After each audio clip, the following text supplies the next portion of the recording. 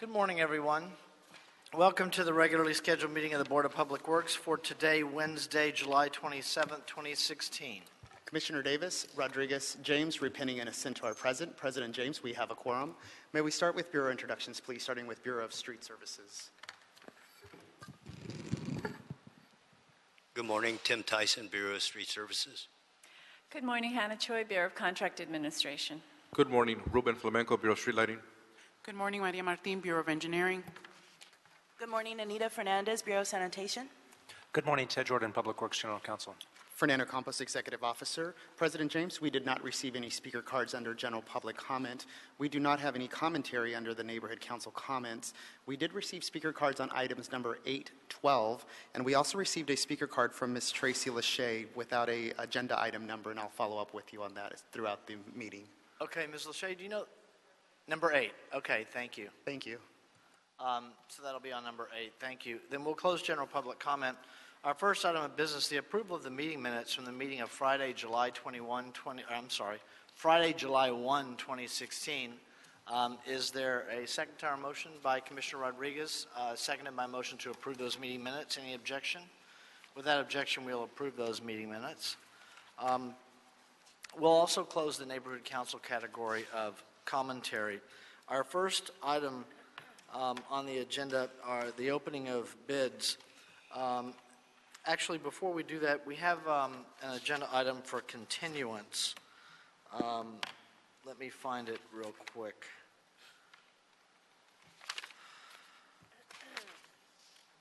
Oh, there we are. Agenda item number 8. Tree removal on 1476 West 37th Drive. This is in Council District 8. The request is to continue it to Friday, July 29th, 2016. Yes. Why do I have 8 is CD8? Yeah, item 8. Do we have... No, CD14. Okay, did you give me a different agenda, Mr. Campos?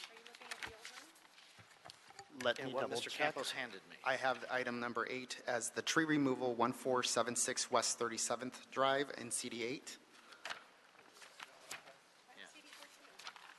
Yeah.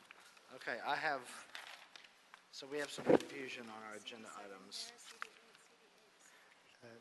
That is correct. It's item number 7 on the published agenda. Let me look at my agenda items. Item number 7 is, I have is 1120 South Grand Avenue. Yeah. Item number 8 is 1476 West 37th Drive. It's the first time this has ever happened in 3 years. I have 7. 37. I have 8. And then what is 7? 1120 South Grand. So they were reversed. Okay.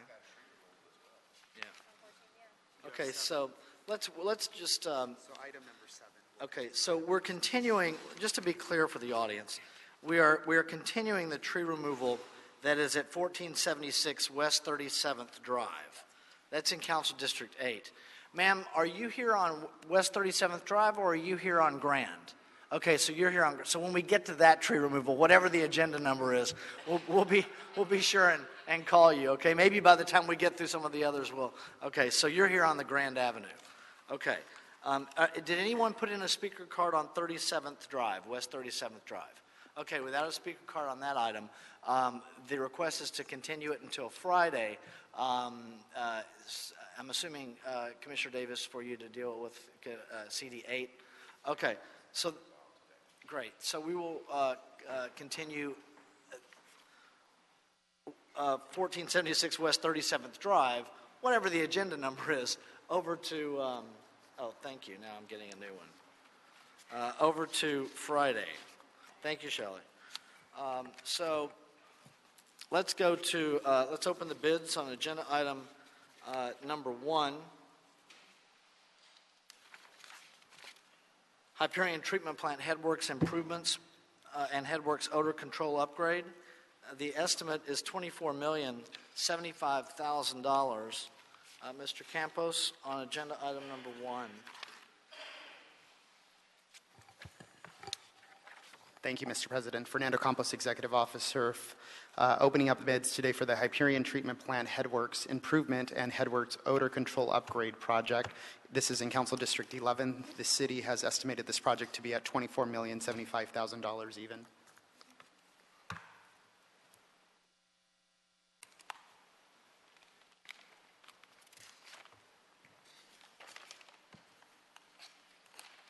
The first bid received for this project is from Murray Plumbing and Heating, doing business as Murray Company, for a total bid amount of $25,879,213 even.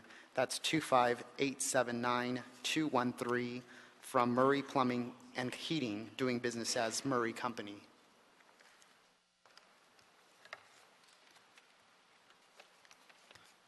The second bid received for this project is from Kiewit Infrastructure West Company for a total bid amount of $25,783,000 even. That's $25,783,000 from Kiewit Infrastructure West Company. For the record, line item number 14, 15, 16 has been lined out by the contractor but has been initialed.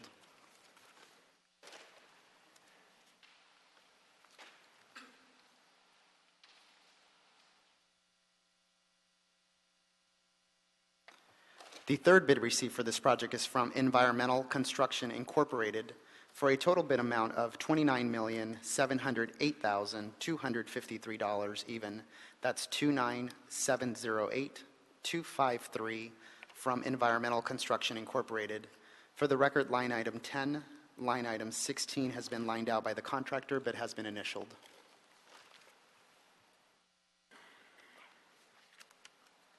The fourth and final bid received for this project is from J.F. Shea Construction Incorporated for a total bid amount of $26,609,000 even.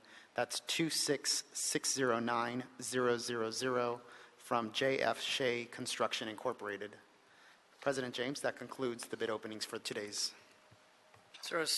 Thank you. Is there a second to my motion that we receive the bids forthwith by Commissioner Davis? Any objection? Without objection, we will receive the bids forthwith. Thank you, ma'am. Agenda item number 6, Council District 10, Bureau of Sanitation. Recommending that the board authorize the director of the Bureau of Sanitation or his designee to issue the notice of award to the consulting engineering firm HDR Engineering Incorporated, HDR, from the Bureau of Sanitation on-call consultant list to support sanitation and analysis and conceptual design of a proposed material recovery facility in West LA, preparation of solid resources joint management partnership plan with the City of Culver City, and as-needed services in response to a task order solicitation SN 57.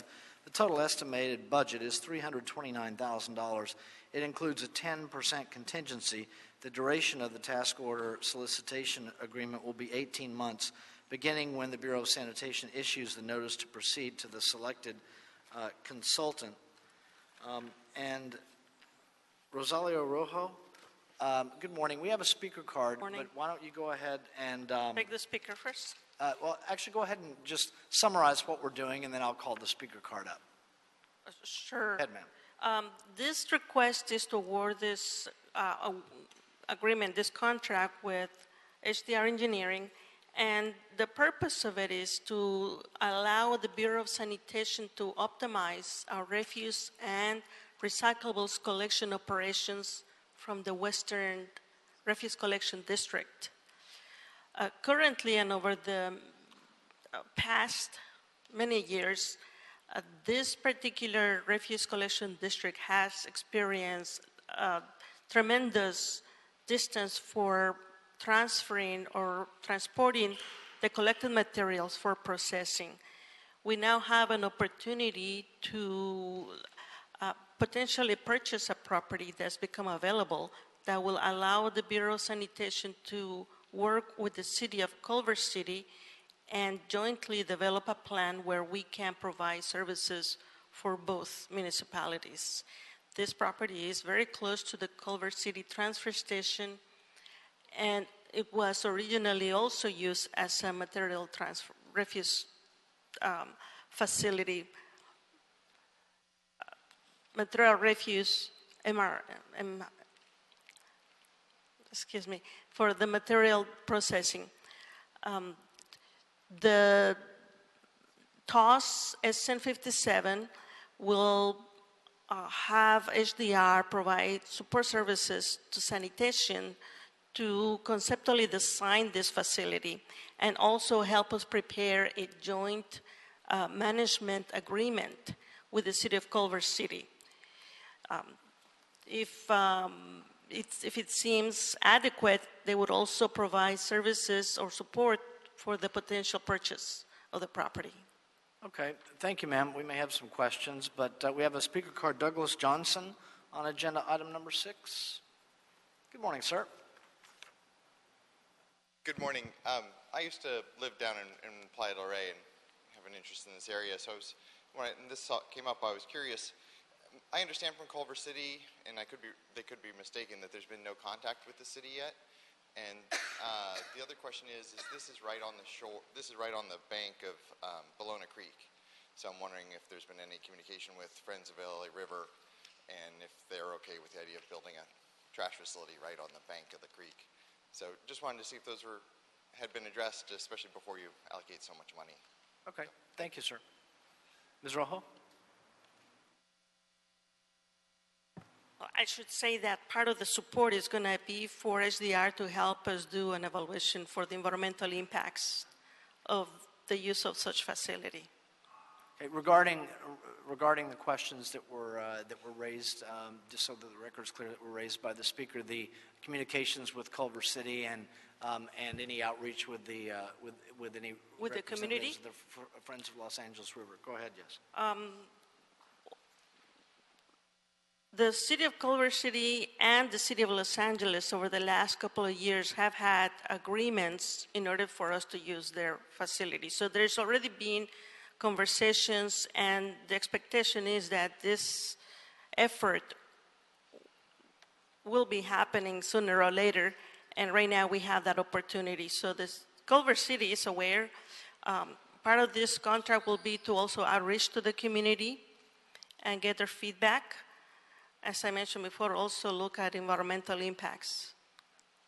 But I didn't hear all the questions. If I'm missing something, please let me know. My recollection is that the question was related to communications with the City of Culver City, as well as, I believe Mr. Johnson said, the Friends of the Los Angeles River.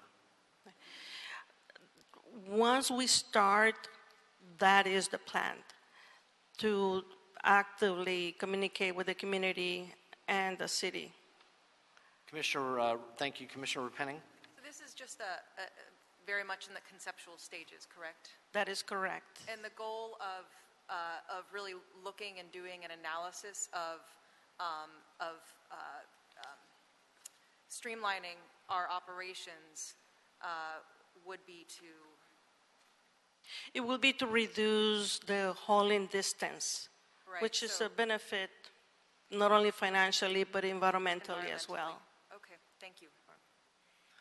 Commissioner Davis?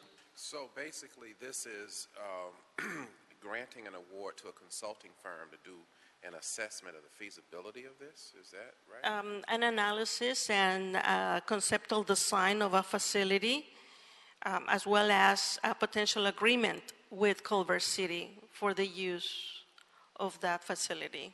Now, I think that one of the questions that the constituent asked a few minutes ago was, how does the outreach to the other stakeholders in terms of the river and the other environmental issues that we would need feedback from stakeholders on, how do we fit that into this process? When does it happen? Does it happen along the way? Do we build it first and then we ask them? How does it work? Of course, we need to discuss with the consultant, but I would imagine that a lot of that will take place pretty early on in the process. Okay. Commissioner Penning? And to clarify, there would be an environmental Environmental report review of it, that yes. that would provide ample opportunity for For public comment. input. Right. Commissioner Jacinto. Thank you.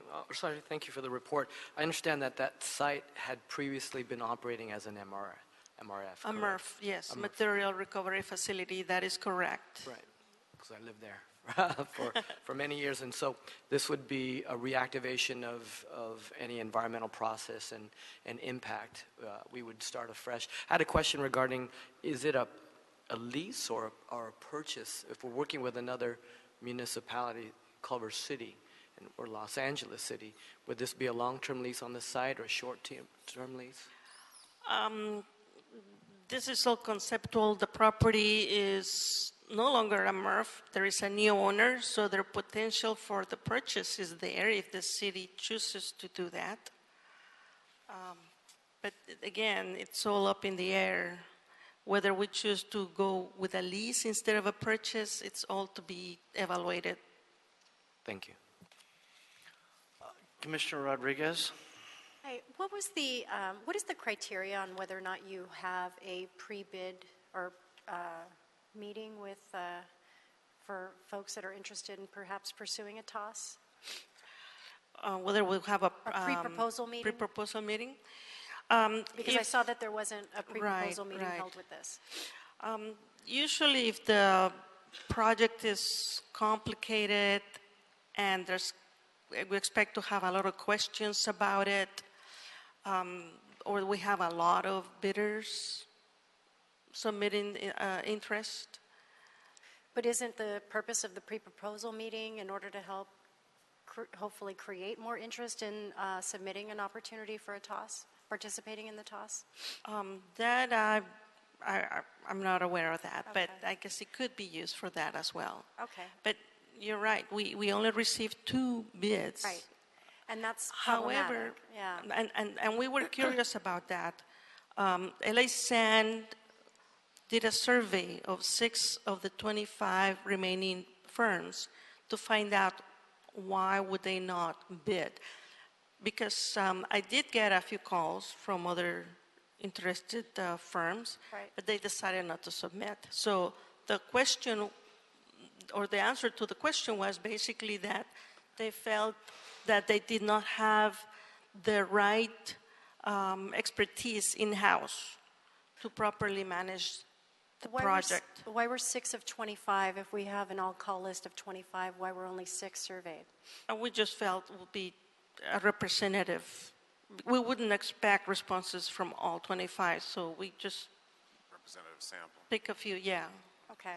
But the purpose of the TOS is to already showcase a set of pre-qualified individuals that could be interested in doing that. So we've already shrunken the pool of potential applicants from a citywide audience to this on-call list, so why wouldn't we offer that opportunity to all 25?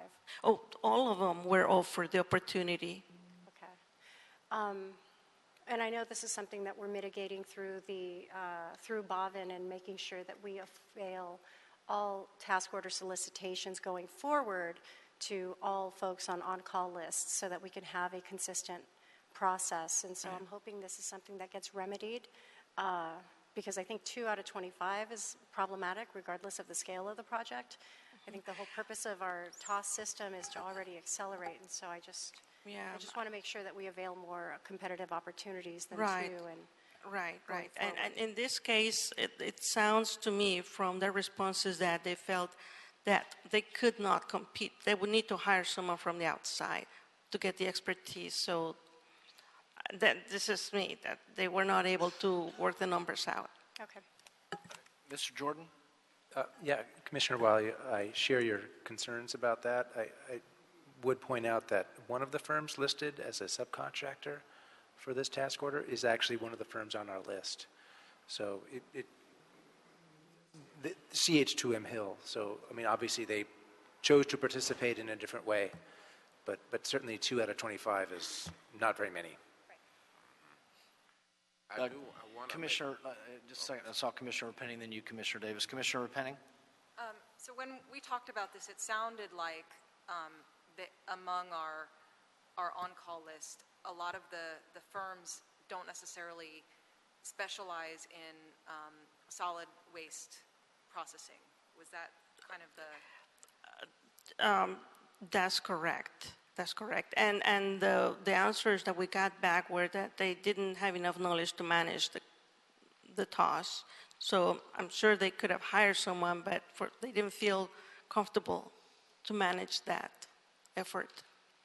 It might be worth looking in the future when we do the RFPs for the on-call list to see if we can get more firms who actually do focus on the areas of analysis of waste hauling processes, because I know that's an important area for us. Are you saying that in terms of preparing a new or future on-call list? When we do go out to bid next time, I don't know when that is. I agree. Thank you, ma'am. Commissioner Davis? I just wanted to, in addition to some of the critical reviews that we have just discussed, I wanted to just say I see that there is an effort for a framework in terms of MSM to include various and diverse groups, and I hope that we continue to implement that on the strength of what we have done today. So while we have expressed some concerns about new ideas that we might have going forward, I wanted to also say that I hope that we still keep the same value that we have in terms of the minority and small business, emerging business enterprise, and the diversity there in the future work that we do. Yes, Commissioner. Thank you. Thank you, Commissioner Davis. Commissioner Rodriguez? Yeah, colleagues, I just wanted to just put on the record again, and I know, Commissioner Davis, you're very well aware of the advocacy efforts that you and I have continually led on the issue of ensuring that small businesses and just all businesses really have a competitive opportunity here for contracting. When we talk about our task orders and issuing task orders and soliciting interest from those that are on an on-call list, we've already shrunken the pool of eligible applicants and accelerated a contracting process. My bigger concern has always been that we avail a competitive process within that on-call list. And so I just want to reaffirm and restate to the Bureau that it's very important to do the outreach. It is very important to avail a competitive opportunity among all of those that are on this on-call list because we've already shrunken a pool here. And when we talk about transparency and when we talk about making this process very competitive, I want to make sure that we do so. And so to have two is concerning for me, but more importantly, I think it really underscores the value and the importance in utilizing BPW as an opportunity to avail this and communicate these opportunities to everyone on an on-call list going forward, and the value of doing so to make sure that we are, in fact, walking the talk. And so I just want to be sure that going forward, this is something that is exercised more fully. I'm not sure if I understood. Ms. Rojo, go ahead. I just want to make sure that it's clear that the request was distributed to all 25 members of the list. Yes, thank you. And then I understand that from the board report, you listed the 6 additional firms that you reached out to. And you stated what the main concerns were from those firms as to why they did not submit? That's correct. Were there any other, were all 6 firms consistent in their responses as a result of the additional outreach that you did as to why they did not submit proposals? I did not reach out personally. I received basically the summary of the responses, which is what's on the report. From the people that did? I haven't talked to them directly about it. I'm sorry? I didn't talk to the people that did the research. This were the contract managers that did the survey, the managers that maintained the on-call list. Those are the ones that did the outreach? They're the ones that did the outreach. And they reported back to you about the summary of what the responses were? Right. Got it. Commissioner Rodriguez. Yeah, but the methodology to reach out to them is via email, correct? Yes, that's Right. correct. And so that's part of the challenge, and I think communicating to a number of them, we have a more disciplined way, I think, through BPW to actually manage issuing task orders and to solicit participation and a more comprehensive and standardized way of measuring whether or not those firms have considered the opportunity. My understanding is in August, they're going to move forward in that, right? Is that right, Mr. Executive Officer? In terms of moving forward with regard to this process? On a personal services contract. That is correct, Commissioner Davis. All bureaus have been instructed to go through the automated way through the BAVN system effective August 1st. Terrific. I'm looking forward to that. Thank you. Thank you. Is there a motion on, I'll make a motion on this agenda item number 6, seconded by Commissioner Repenning. Any objection? Without objection, we'll adopt agenda item number 6. Any issue sending it forthwith? We'll send number 6 forthwith. Ms. Rawl, thank you very much. Agenda item number 2. Actually, we have speaker cards on number 8. Well, what we think is number 8. It might be number 7.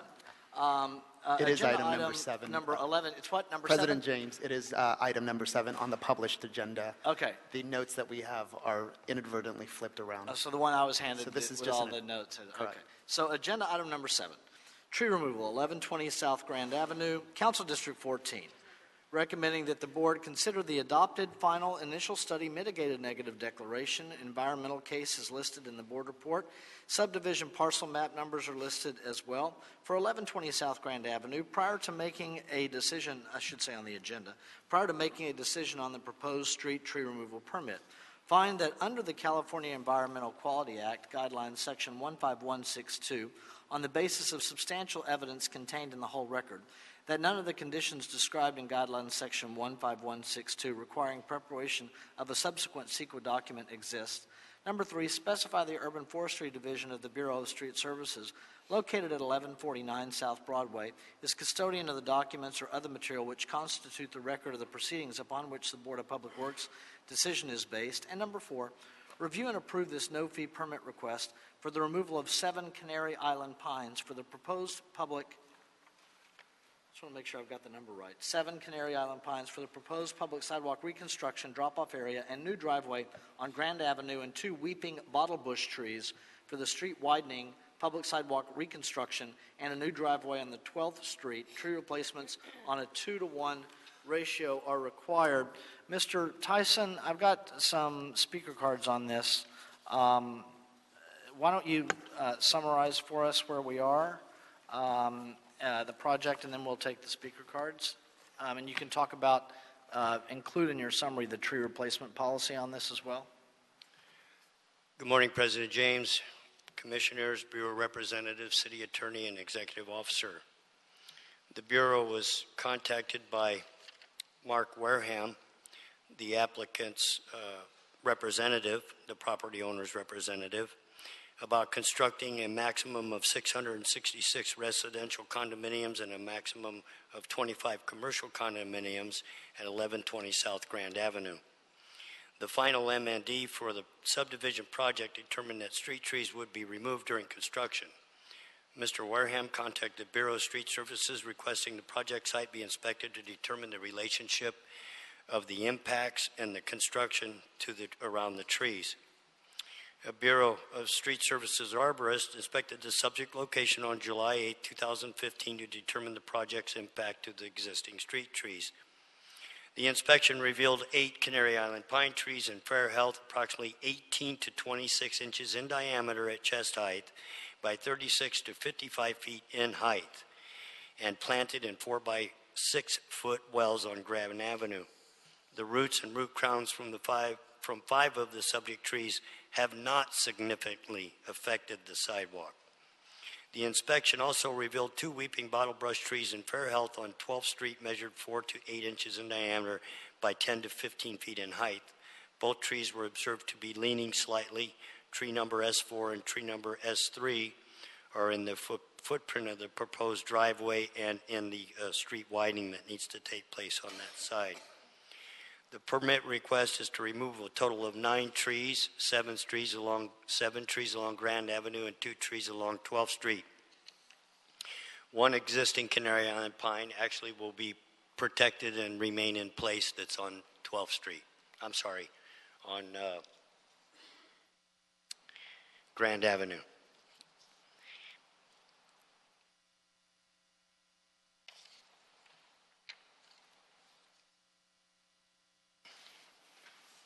The cumulative impacts were studied and listed into the CEQA findings here by the Parsons team. The South Park area of the downtown Los Angeles has been undergoing rapid development. The final MND, Mitigated Negative Declaration, identified 70 related projects in its cumulative impact analysis for the proposed mixed-use residential commercial condominium project. New mixed-use development in the neighborhood vicinity comprises of similar condominium developments to that of the proposed project. Table 1 below identifies proposed current and past development projects within tree removals in the project vicinity. Approved developments currently under construction are scheduled for completion in 2016 and 17. In most cases, required street widenings have initiated tree removals and replacements. New developments like these include conditions such as landscape plan and conformance with urban forestry division policies on street tree removals and replacements. Accordingly, these requirements would safeguard the presence of new and existing street trees, thereby lessening the potential for depleting the South Park's area's urban forest.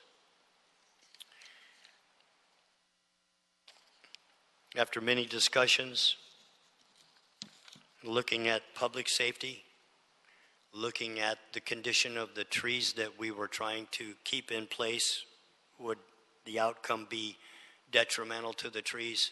We believe so. And therefore, we have worked with the developer and come up with tree replacement that I don't think has ever been done in the city thus far. And this is a very honorable, good intention for the developer. He's trying to do the right thing. After many discussions, it's been decided that the applicant shall plant 9 120-box inch-size Canary Island pine trees on Grand Avenue and 2 36-inch box-size New Zealand Christmas trees on 12th Street to replace the live removed trees and maintain the new trees, including watering, for a minimum of 5 years. The 9 removed trees will be replaced on a 2-to-1 basis. Additionally, the applicant shall plant 7 replacement trees of 36-inch box-size Brisbane box Tristania converted trees on the off-site locations to be determined yet by UFD. And we actually have determined a few places right here real close by, 11th and Hope Street. And on 11th Street, we've already identified 7 of these possible locations so the trees can all be replanted. So with that, the trees that are being removed are between 18 and 24 inches in diameter at chest height and between 45 and 50 feet tall. The trees that will be the replacements are actually of the same size and almost the same diameter at chest height, within a couple inches of the smallest. But they will be 50 feet tall, and it'll be like the trees were never removed. Thank you, Mr. Tyson. In the speaker cards, Mr. Wareham, you representative of the applicant, you want to add anything? We have your presentation here. If you would like to add anything, you're welcome to. If you want to go after the public speakers, I don't mind doing that either. I'm not going to limit your time unless you start repeating yourself, because you're an applicant, so. Okay, that's fine. Jessica Law.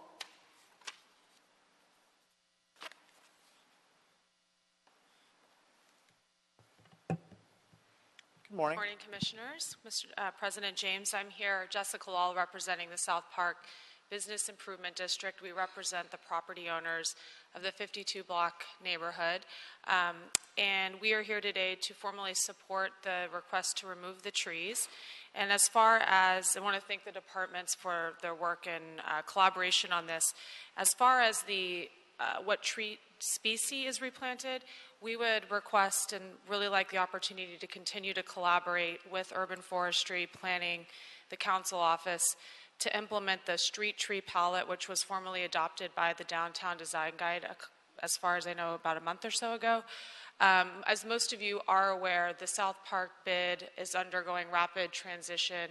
Today we have 17 projects under construction and another 30 slated in the future. So about 2 years ago, recognizing that street trees are a big element of cultivating a neighborhood and enhancing a district that also take into consideration safety, shade, aesthetics, and this overall city tree canopy, we began an endeavor to develop a street tree palette in partnership with urban forestry, the planning department, the council office, professional landscape architects, and many of the developers.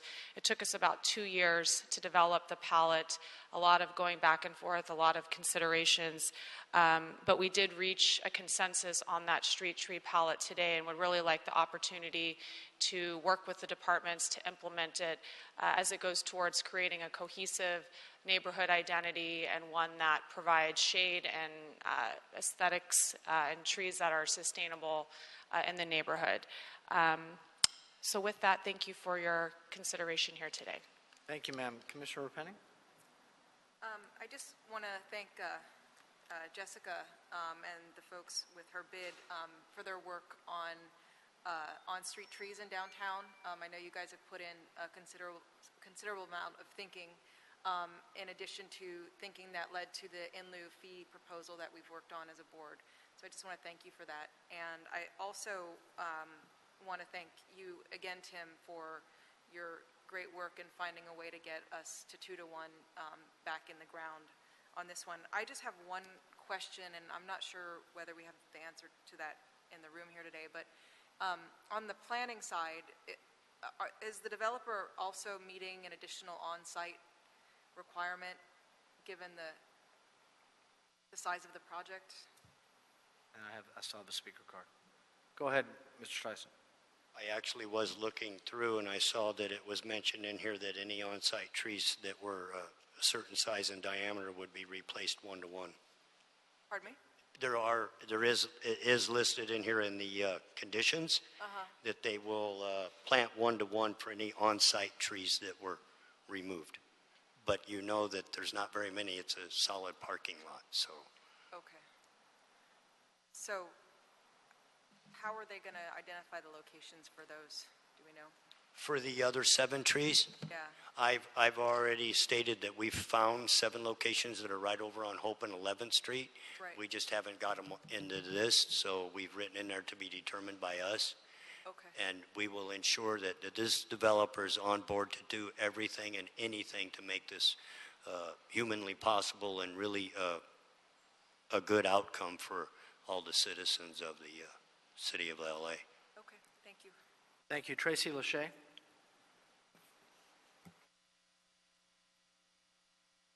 Hello. Thank you for your time. I'm confused by what I'm hearing as to whether, since he said this is a very new thing to try to put up 45 to 50 foot tall adult trees, what's there to say that these are going to survive once they're put in? And what happens if they don't? What's the implication? And I'm unclear as to where, I couldn't quite hear you, where they're being moved to. I feel North Grand has Disney and has the Broad, and down on South Grand, you have these beautiful trees that connect us to Griffith Park. You know, you look up, you can see the mountains, and you're surprised to find something so wild right in the middle of the city. And for us to watch them come down, I think is going to be very traumatic for people who haven't thought about this and come here. And then for us to see these new ones come in and wonder if they are going to even live.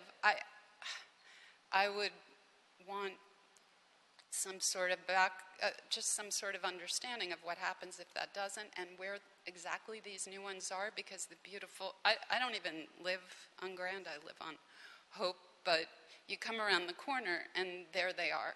And we are being choked right now with construction. I'm breathing in so much soot. And the one nice thing you have is you walk around the corner and something reminds you of nature. So I appreciate that they're trying to maintain what they're removing, but I still don't understand how what they're trying to do is actually going to work. And I really believe a lot of the neighborhood and the people that come into the area to work are going to be in shock when they see these giant 50-foot trees come down, and I'm sure early in the morning one day before people even wake up. So I just wanted to voice that 2 minutes. Well, I'm disappointed by the turnout.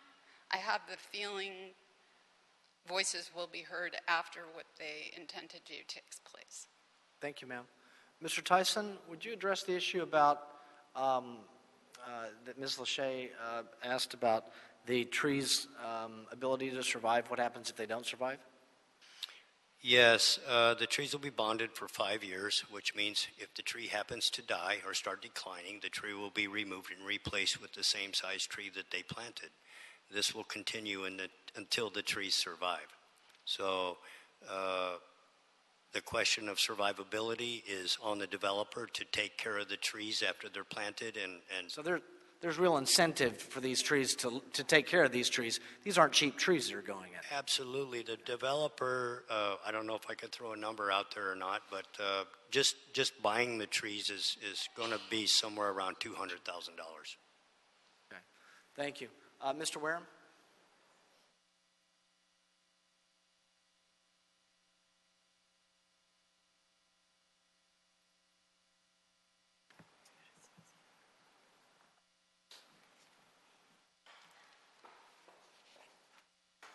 Mr. Wareham, as I mentioned a moment ago, for actual applicants, we don't use the 2-minute clock, but once you repeat yourself, I'm going to assume you have nothing new to add. Okay. So go ahead, sir. Thank you so much. Good morning, Commissioners and President James. It's been a busy couple of years planning for the first 2 projects of a total of 5 projects on 6 acres on 5 properties in South Park. The first project under construction as we speak is on Pico between Hill and Olive and will be open the first of next year. New sidewalks, transformed alley into a paseo as we're doing on our other projects. The project that we're addressing today on Grand Avenue at 12th Street has just started construction and it will be 3 years in the making, a 38-story mixed-use residential community. A park has been dedicated on site, available and open to the public from 7 a.m. to 7 p.m. We're working with Rec and Parks to develop the concept and design and implementation of that. Our other projects are planned to include parks as well. This one will be the largest of the parks to be developed in South Park. We are committed to the public realm, as you can see by the information that I've handed out. We're committed to street trees. As Tim Tyson has explained, we've worked very hard and in collaboration with urban forestry, with the council office, with the South Park bid, as you just heard from Jessica Lahl, to work through a thoughtful program for street trees, for the sidewalks, how to improve them so that they contribute to the canopy of the city. So we continue to be committed to that. This is a long haul. There's still much work to do from a B permit perspective to implement these ideas and concepts. I've explained to all we work with at Bureau of Street Services and Urban Forestry that, look, if I can get one more tree in place and I can move something that's in the way, relocate it, let's do it. Let's try to provide as many street trees as we possibly can, and we're committed to that. So in total, I think we've got about 55 street trees between the 5 projects. Those aren't on the agenda today, though. No. we were not aware, as Jessica just made us aware, that the planning department has adopted the street tree palette that we've all been working on for the last 2 years. I'd like to just commit to continuing to work in collaboration with urban forestry, the South Park bid, and the council office and planning to consider those trees that have been adopted and approved, and to, again, continue to do our part to deliver trees that have been imagined now and approved for all of South Park. So we remain committed to the project. We're here for the long haul, and I have our civil engineer and our arborist here as well. Should you have any other questions, technical questions, they're available to answer them. Thank you, Mr. Wareham. I do just want to put on the record, because it's a public record, I received an email from the council office representative stating that the council office supports this. They made a note in the communication to me to thank urban forestry and the applicant's participation with urban forestry and the council office, particularly regarding the replacement tree policy regarding this project. One question I have regarding outreach to the community.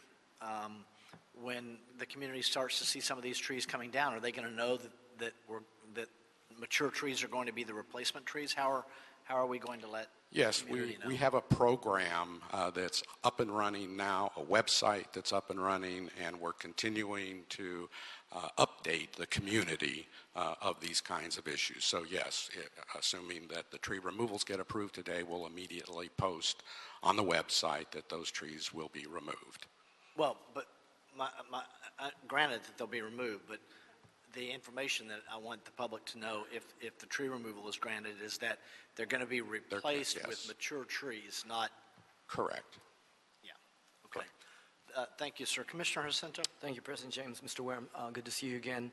Colleagues, I had the opportunity of sitting in a major development services meeting with MAC Urban and many of our city departments, planning, fire, the mayor's office, of course, public works through engineering and street services. And I want to thank our street services team, Mr. Tyson, and Ron Lorenzen and the whole bureau for working with you to have a development that's significant for residential housing, for commercial, for parks, open spaces. This is an important project for South Park, and I appreciate the thought and the commitment that MAC Urban has brought to the tree replacement issue. So congratulations, sir, on that. I would ask that, as you have found out too, that there's an existing tree palette that the bid and the planning department have put in place too, that there might be a slight tweak in your projected trees and big trees that are going in right now. So I'd ask you to take a look at that as well, and continue to be a benchmark. We would like developers in the city of Los Angeles to be as responsive and committed as you to spend significant amounts and invest in that public infrastructure, because that's where the public and the private meet, is right there on the street. So thank you. Thank you, Commissioner Jacinto. Anything else? I'll make a motion that we adopt agenda item number. Ms. Lachey, I would indicate if you have questions, Mr. Tyson is happy to give you his card. He's our representative from the Urban Forestry Division, and to answer any of your follow-up questions regarding the project. He's Mr. Tyson right there. Yeah. Okay. Thank you. Any further questions? Commissioner Jacinto's made a motion that we adopt agenda item. Oh, okay. I made the motion that we adopt agenda. I thought you wanted to make the motion. So I'll make the motion that we adopt this agenda item, whatever number it is. I think it's number 7 now. And it will be seconded by Commissioner Jacinto. Any objection? Without objection, we'll adopt agenda item number 7. Any issue sending it forthwith? We'll send it forthwith. Thank you, Ms. Lachey. Thank you, Mr. Wareham, and Ms. Law as well. Going to agenda item number 2. See if we're still consistent.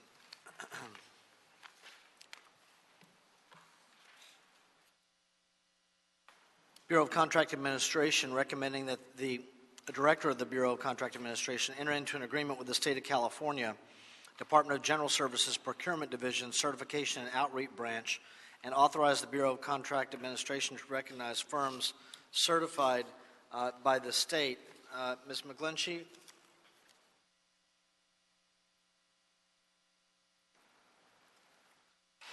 Provide a bit of a summary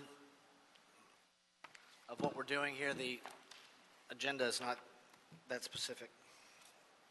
Good morning. Linda McGlinchey, Bureau of Contract Administration, Office of Contract Compliance. Yes, we're recommending that we sign a reciprocity agreement with the state. It's really just formalizing what we've been doing since the Business Inclusion Program came into effect. But the state has a formal reciprocity agreement that they try to extend to all agencies utilizing their small business, micro business, and disabled veteran business certifications. So we would like to be able to do that. Great. Commissioner Davis. Microphone, sir. Will this expand our capacity in our relationship with the state? No, it doesn't make any change to what we've been doing. It simply formalizes it. Gotcha. Okay. Thank you. Great. Commissioner Rodriguez has made a motion to approve, seconded by Commissioner Davis. Any objection? Without objection, we will adopt agenda item number 2. Any issues sending number 2 forthwith? We'll send number 2 forthwith. Thank you, Ms. McGlinchey. Agenda item number 3, Council District 6, recommending that the board from the Bureau of Engineering authorize $170,000 in additional contingency and approve a revised construction budget of $2,672,648.50, and authorize the city engineer to issue change order number 6 to CPO Enterprises for an amount not to exceed $170,000 for the extra work associated with the water diversion measures required by the Los Angeles County Flood Control District in connection with the Laurel Canyon Boulevard Bridge widening over the Tahunga Wash project. Mr. Gibson on number 3. Good morning. Scott Gibson with the Bureau of Engineering, project manager for the Laurel Canyon Bridge over Tahunga Wash. Like you said, requesting authorization to issue a change order for $170,000 for installation of a water diversion, and also to increase the contingency by $170,000. Just to give you a little background, this project was awarded to CPO Enterprises in June of 2015 for roughly $2.3 million, and the project involves widening the bridge on both sides by approximately 19 feet on each side to add additional traffic lanes. Because we are working over the Tahunga Wash, which is owned by LA County, we are required to install a water diversion to divert water around our work area. At the time of bid, the contractor bid assuming he would be able to install a water diversion consisting of only gravel sandbags, which LA County has approved in the past. However, last year there were several instances where heavy rains severely damaged several other projects, and as a result the county is imposing much more stringent water diversion requirements.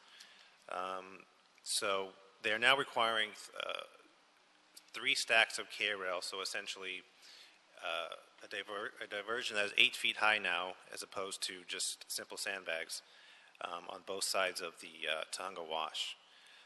And so this change order of $170,000 covers the calculations, the design, and the installation of that water diversion.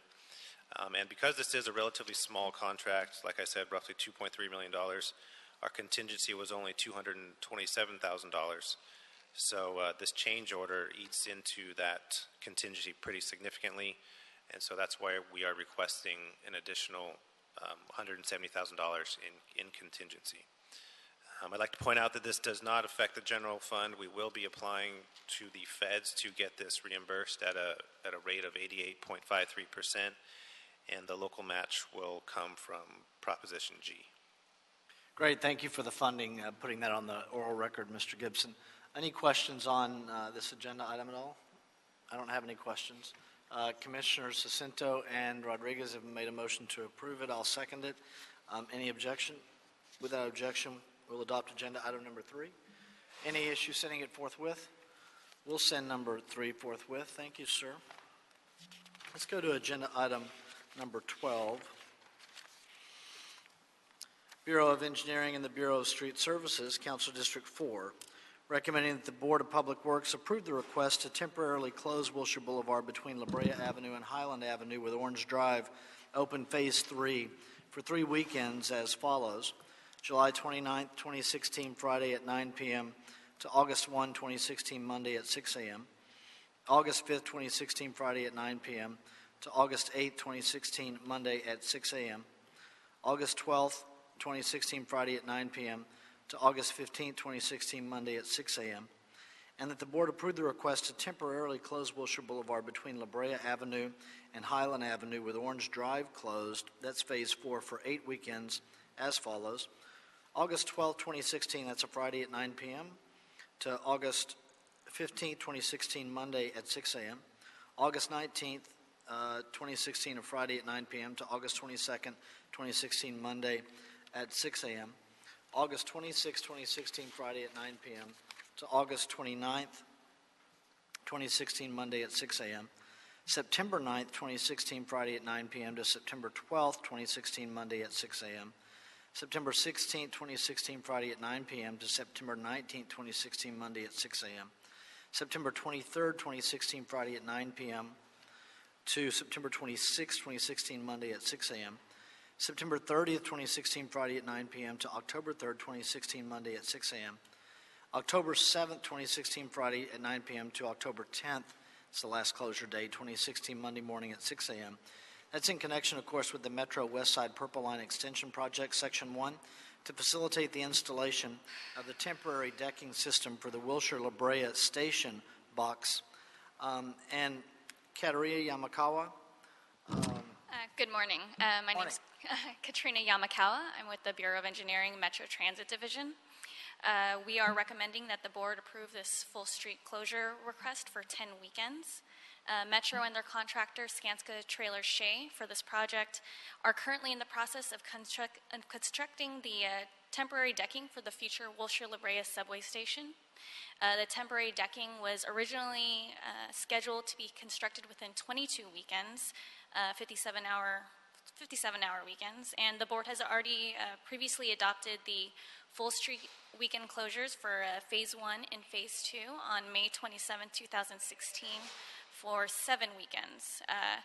This board report is only requesting an extension of this weekend street closure for Phase 3 and Phase 4 for only an additional 10 weekends, concluding the construction of this temporary decking by October 10th instead of the original ending date of November 21st. The community has had an active role deciding on the closure method for this subway station. They had voted for the 22 weekend closure versus the full 7-week closure. So far, Phase 1 and Phase 2 has been going smoothly with minimal complaints. Any complaints have been addressed and resolved as fast as possible. In addition, Council District 4 has given their support to this extended closure. And we also have representatives from MTA and STS to talk more about their relationship with the community, the detour routes, and what's going on with the project. Great, thank you.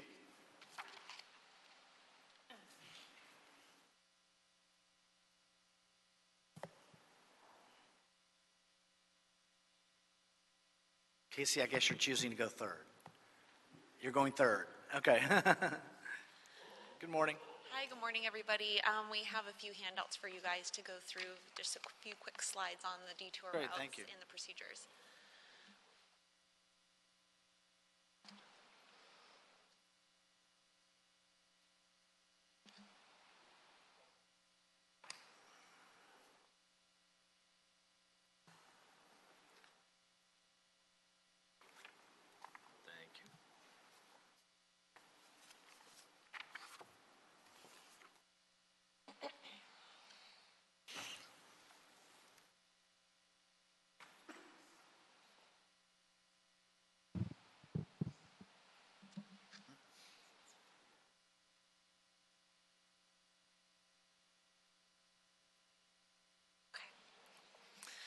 Okay, we've got a few slides here. So the first one is just a cover page. It shows some photos. This is from our last 6 weekends of decking. They've been very successful. We've hit all of our target times for opening the street by 6 a.m. and we've also gotten in all planned deck beams. So to date, we've had a very successful 6 weekends for the phase 1, 2 that you guys approved back in May.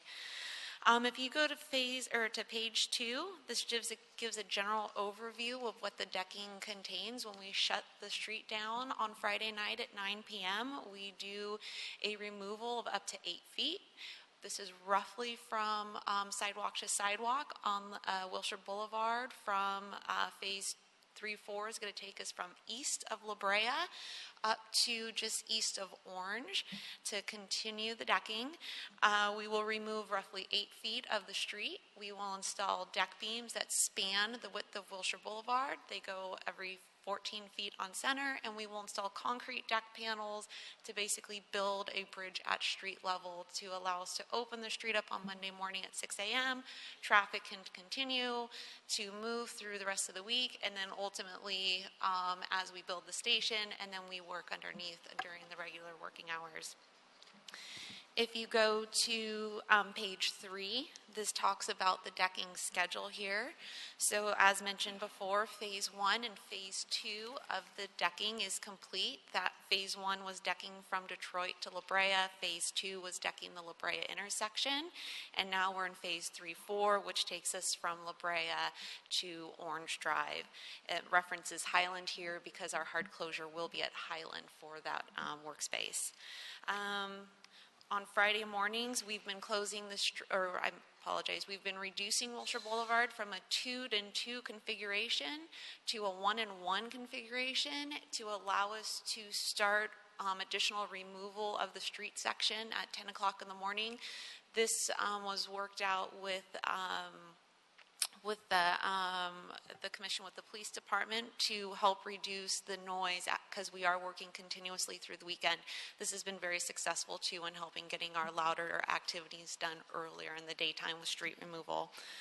Then we move on to closing the street at 8 o'clock on Friday night, and we continue to work continuously until 6 o'clock on Monday morning. If you move on to page 4, this shows our detour route for phase 3-4. The detour remains the same. If you are going eastbound on Wilshire Boulevard, you will be detoured to the north on La Brea up to 6th Street, and then you can come southbound on Highland and continue eastbound on Wilshire. It is the same for westbound traffic. You'll go northbound on Highland, you'll go westbound on 6th Street, and then you'll go southbound on La Brea back to Wilshire Boulevard. Very simple detour for this one. Phase bus detours on the next page for phase 5. We try and separate the bus detour from the vehicular detour just to minimize the amount of detour traffic in the area. So this detour is down to Olympic, and they will come back up on La Brea, and they start at Crenshaw, and it'll be vice versa for both eastbound, westbound detours. Page 6 shows an exhibit of our local access, and Casey will go more into the community outreach and what we did specifically for businesses and residents within the area, but everybody has access, can be maintained from north and south of Wilshire coming off of the side streets through that area. So we're not cutting anybody off with the closures over the weekend. And I'll turn it over to Casey Schuda with Metro to continue on. Good morning. Casey Schuda, Metro Construction Relations. If you flip to page 7, it's an overview of the community outreach that we've been doing since actually November of 2015 in relation to these La Brea closures. Currently, we have an ongoing advertising campaign in 10 local papers, 15 radio stations, and that's in English, Spanish, and Korean. We have been doing business and resident outreach on a regular basis. We employed Chrysalis to partner with a door-to-door outreach program to reach almost 3,000 homes. I'll get into that in a little bit. We just had a community meeting on July 21st. We had 65 to 70 attendees. There were no complaints related to phase 1 or 2 of decking. Our next meeting will be September 15th, so the community will have an opportunity after Phase 3 begins to let us know how they're feeling and the reactions that they have to the closures. We have marketing items. We sent out a trifold prior to the start of any of this decking that showed the detours and the bus routes for these closures. We had a recent postcard drop that you should have gotten that will go out today. This is to let everyone know that Phase 1 and 2 is complete. We're moving on to our last phase, Phase 3. In our outreach to the community, we included Phase 3 and 4 as one, so we just advertise as Phase 3. It's the same detour, same bus detour. The only thing that changes is local access, and we let the community know each week what that local access is in between the closure. We also have a dedicated web page on our website that lets people know what phase we're in, when the closures begin, and what the detours are. Next page is slide 8. This is just an update of all the community meetings that we've held. We've held 99 meetings since January of 2016. Everyone includes an update about the La Brea decking. We've distributed over 120,000 flyers to the community. Usually 30,000 at a time go out, and we update on the progress of this work. Like I said, the postcard will be mailed out today. We've had 4 community meetings since January. We held a business meeting where we offered social media skills to local businesses to try to attract customers during this time.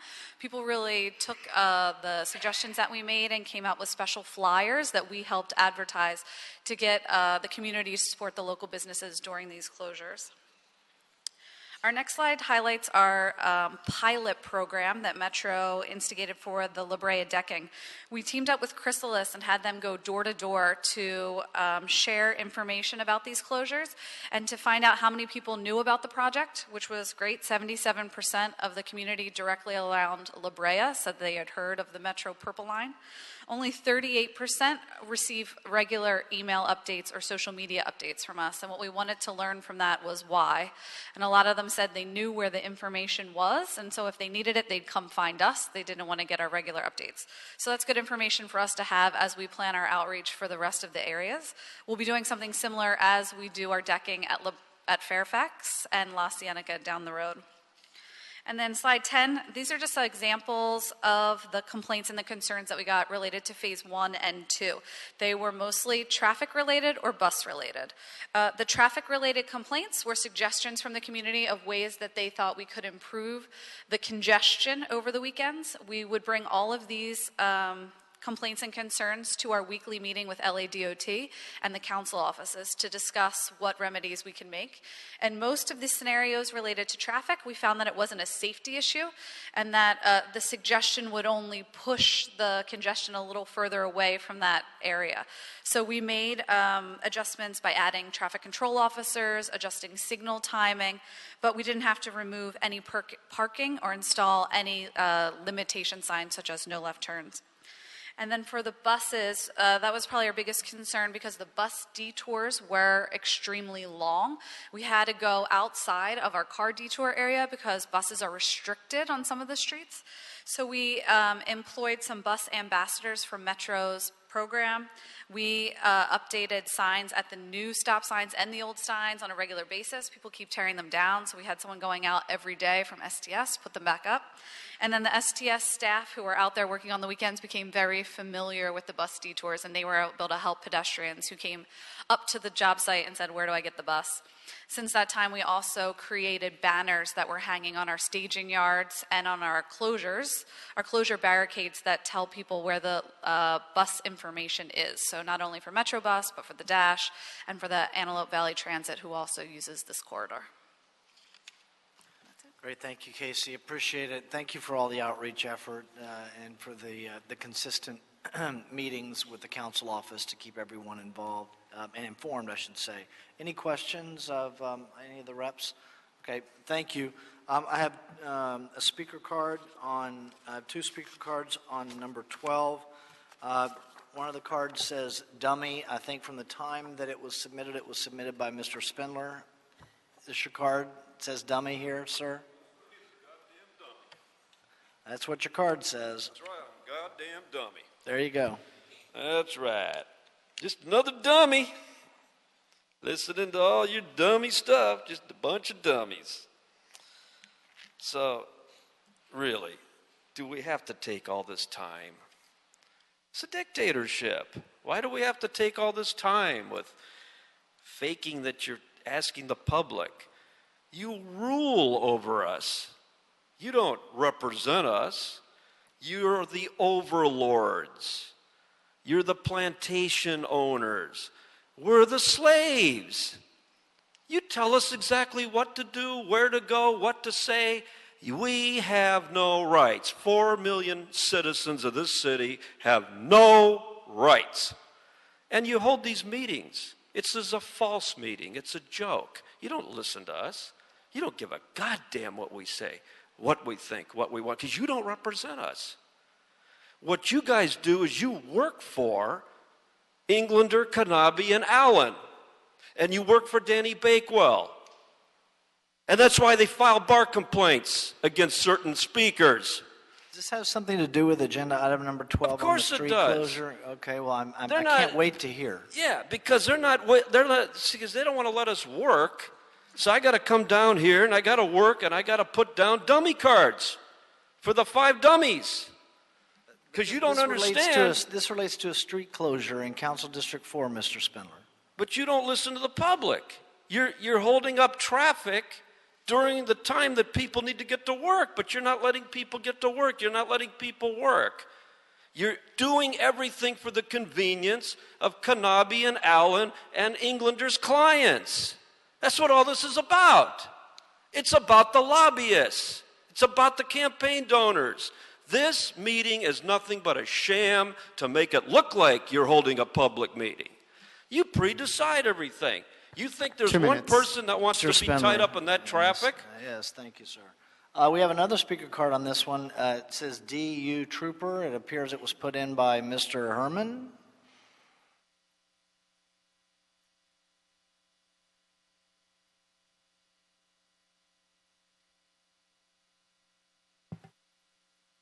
So item 1 and 12 reads that the fucking Board of Works, the fucking board will approve the request to fucking temporary close Wilshire Boulevard, fuck between La Brea Avenue and fuck between Highland Avenue with fucking Orange Drive open.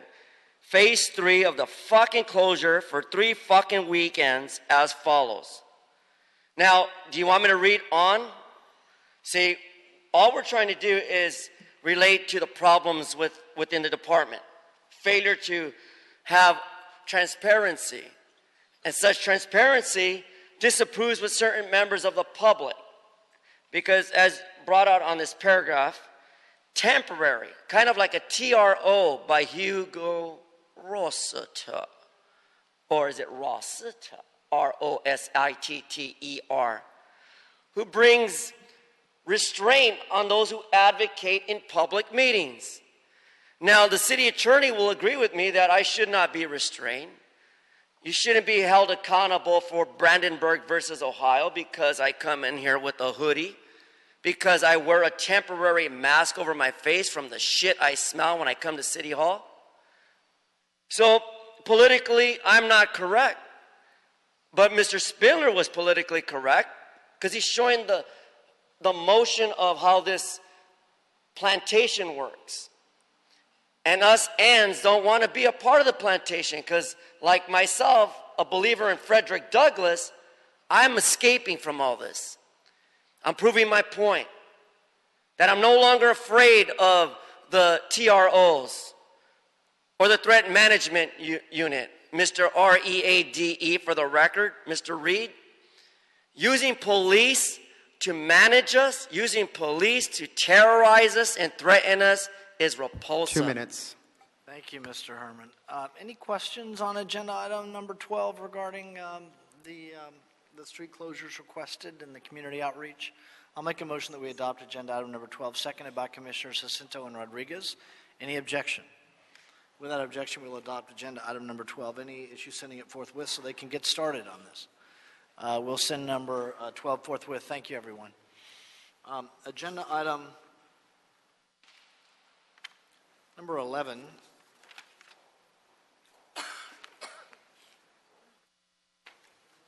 Requested contract award, street lighting and contract administration, Council District 7, Pacoima-Sylmar Series to multiple high voltage conversion, fiscal year 15-16, recommending that the board declare Select Electric, apparent first low bidder, to be non-responsive, as discussed in the report.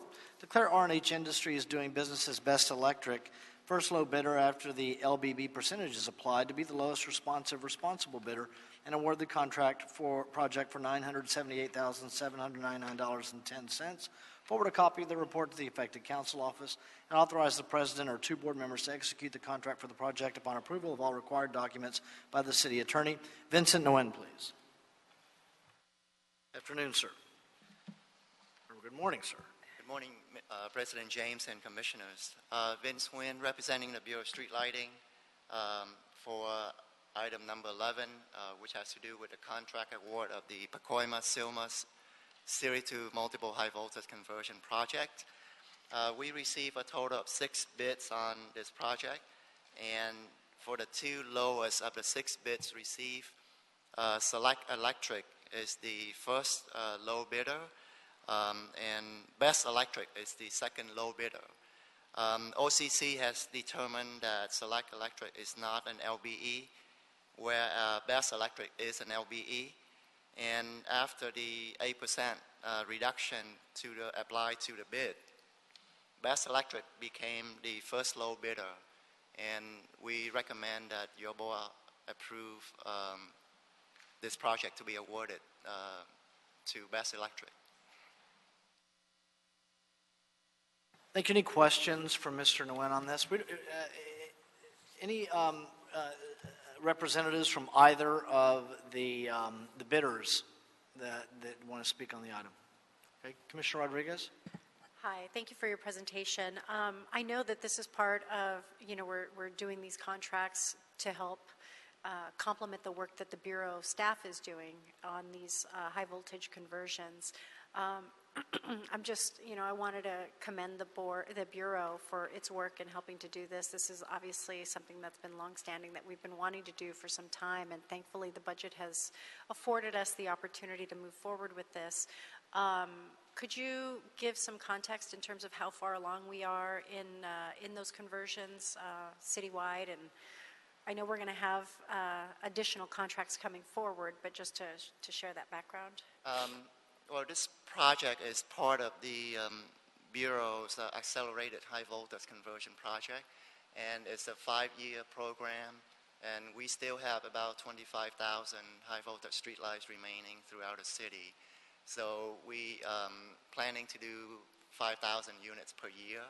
So this is the first year of the 5-year program, and this is the first project of the 6 projects that we're going to be awarding within a month time frame or so. What I think is really unique about this opportunity is that we're both, the Bureau of Street Lighting has a number of critical programs that we're doing, from the installation of the EV charging stations on public right-of-ways and, attached to our street lights. We have the, obviously, these high voltage conversions. We have our solar to grid program.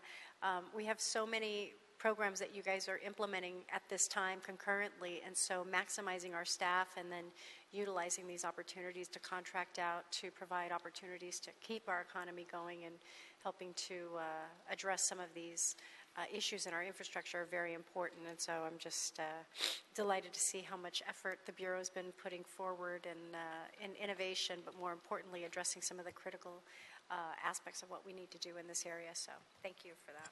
Thank you. Great, thank you. Any further questions of Mr. Nguyen? Thank you, sir. I have 2 speaker cards on this. Mr. Herman on number 11.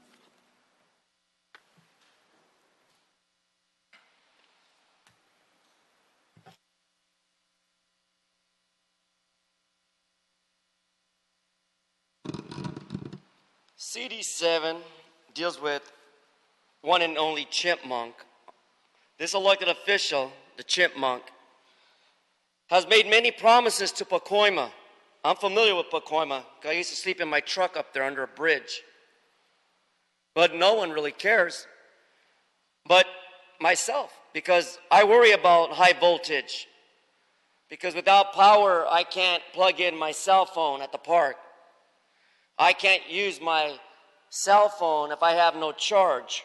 or as brought out regarding Pacoma Silmar series of multiple high voltage conversions, but I like conversations regarding FY 2015-2016. But to declare this electric company and to declare R&H Industries the best electric for first hall bidder, what do you know about them? What work have you seen, commissioners? Have you gone out and seen that their job is up to par? That's the question the public asks, so that when it gets hotter, warmer, and uncomfortable, where you're sweating like a pig, you will know that those voltage boxes or high voltage containment areas for electricity won't fail. Do a good job, make the right decision, provide the lowest cost efficient, protective bullshitter to win this bid, and to proceed as follows.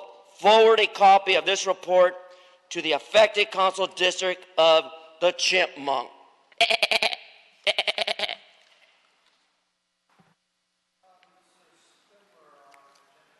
Mr. Spindler, on agenda item number 11, identifies himself as, well, at least dummy on here. A goddamn dummy. That's all we are. So, what's this LBP? You did it again. You took another legitimate businessman and you fucked him. Lowest bidder got fucked. Why? Because you have to have something called LBP.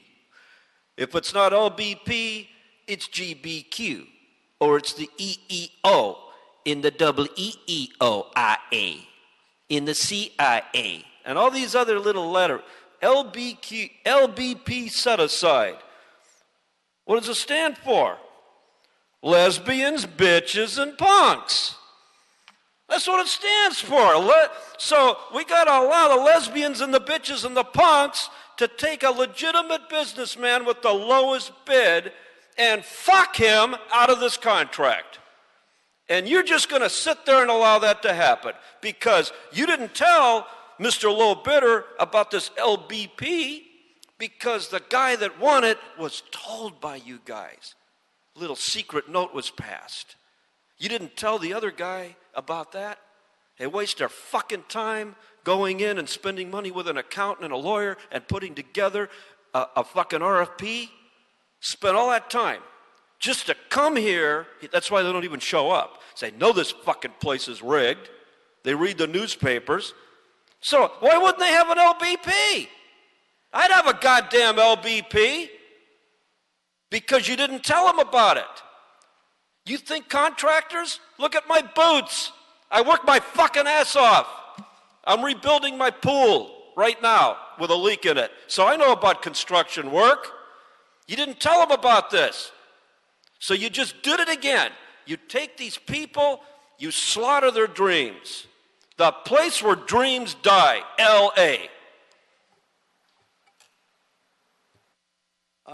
Thank you, Mr. Dummy.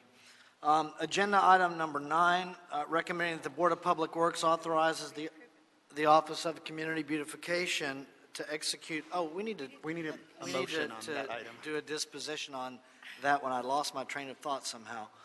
On agenda item number 11 on the Bureau of Street Lighting, Commissioner Rodriguez had made a motion. It was seconded by Commissioner Davis. Is there any objection to agenda item number 11?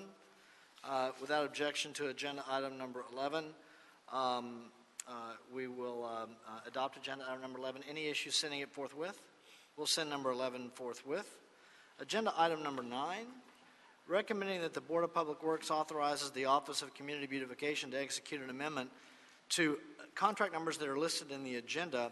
I'll go through and read each of the contracting entities and the amounts as listed in the agenda. Number 1, with the Central City Action Committee in the amount of $630,000 for graffiti removal in portions of Council Districts 1 and 13. Number 2, with the Coalition for Responsible Community Development in the amount of $710,000 for graffiti removal services in portions of Council District 9. Number 3, with the Gang Alternatives Program in the amount of $1,733,000. Number 4, with Graffiti Control Systems in the amount of $250,000 for the untagged strike force services.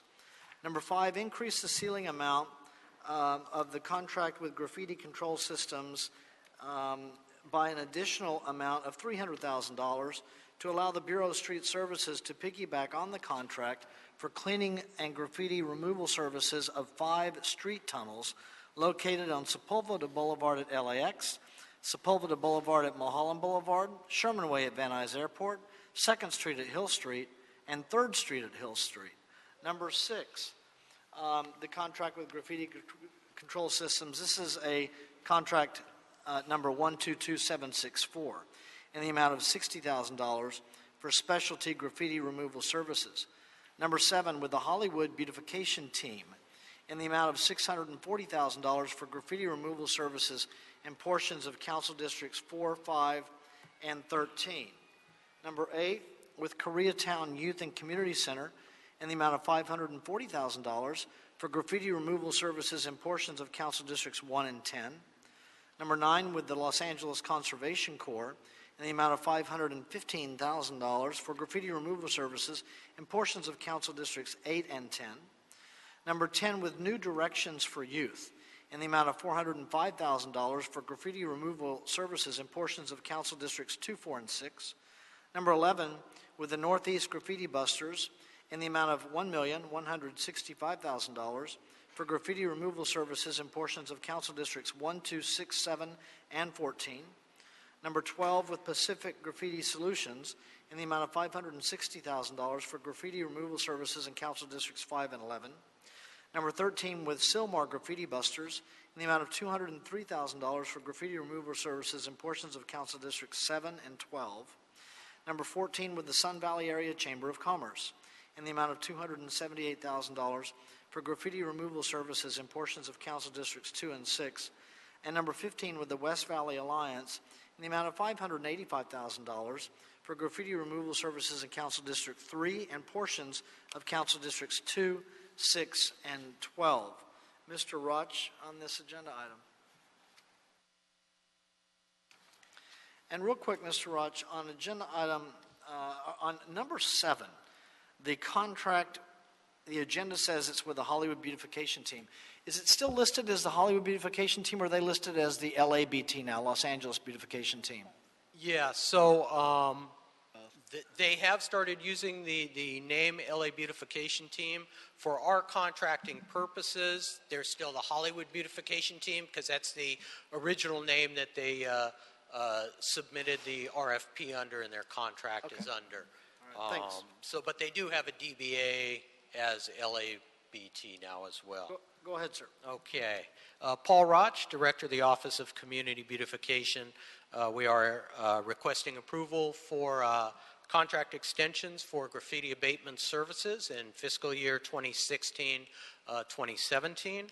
Earlier this month, the LA City Council approved the extension of the term of the contract and then authorized the Board of Public Works to approve the funding amounts for each of the contractors. The Office of Community Beautification contracts with nonprofit community-based organizations to provide graffiti abatement and other community beautification services, and also with one for-profit contractor that provides specialty graffiti abatement services. Last year, these contractors combined removed 27.4 million square feet of graffiti from approximately 500,000 locations citywide. Beyond providing these necessary and valuable city services, the graffiti abatement program also provides over 100 jobs to residents and at-risk youth who reside in the city of Los Angeles. This year, an additional budgeted amount of $750,000 was provided for graffiti removal services. This will allow for the hiring of 10 additional graffiti abatement crews, 2 of which will work in central Los Angeles, 2.5 of which will work in South LA, 2 additional crews in East LA, Northeast LA area, 1 additional crew in West LA, 2.5 additional crews in the San Fernando Valley, and one half crew in the harbor area. And again, we are also requesting approval for street services to piggyback on the contract for graffiti abatement services in some of the tunnels throughout the city. And we therefore do request board authorization to execute these contract amendments for fiscal year 2016-2017. Thank you, Mr. Roch. I've got a couple of speaker cards on the item. Do you want to do the question now, or? Okay, let's go through the speaker cards and we'll come back to you, Mr. Roch. Thank you, sir. Mr. Herman, AKA Trooper, on here. Agenda item number 9. Well, as you see, I'm wearing my Punisher shirt today because it's time to punish people who do wrong things on behalf of public's interests. We, the people. This matter of graffiti, the matter of constitutionality to have murals in our community, why do you have to go out there and remove them? Why? Mr. Roch here has a very important program. Removing all the bullshit on item number 11 on this agenda, Mr. Jose Huizar and that fool Krikorian said, oh no, we need murals. Let's make LA a place of art, an art district. Us niggas can do good with art. It helps us remember our past.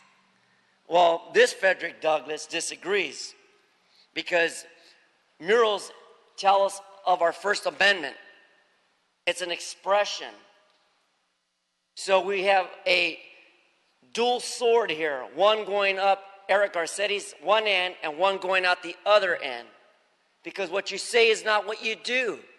You're costing the taxpayers millions of dollars for graffiti abatement. Now, had you had an honest program, then I wouldn't have to use such demeaning, offensive, but yet politically correct language with you, Eric Garcetti.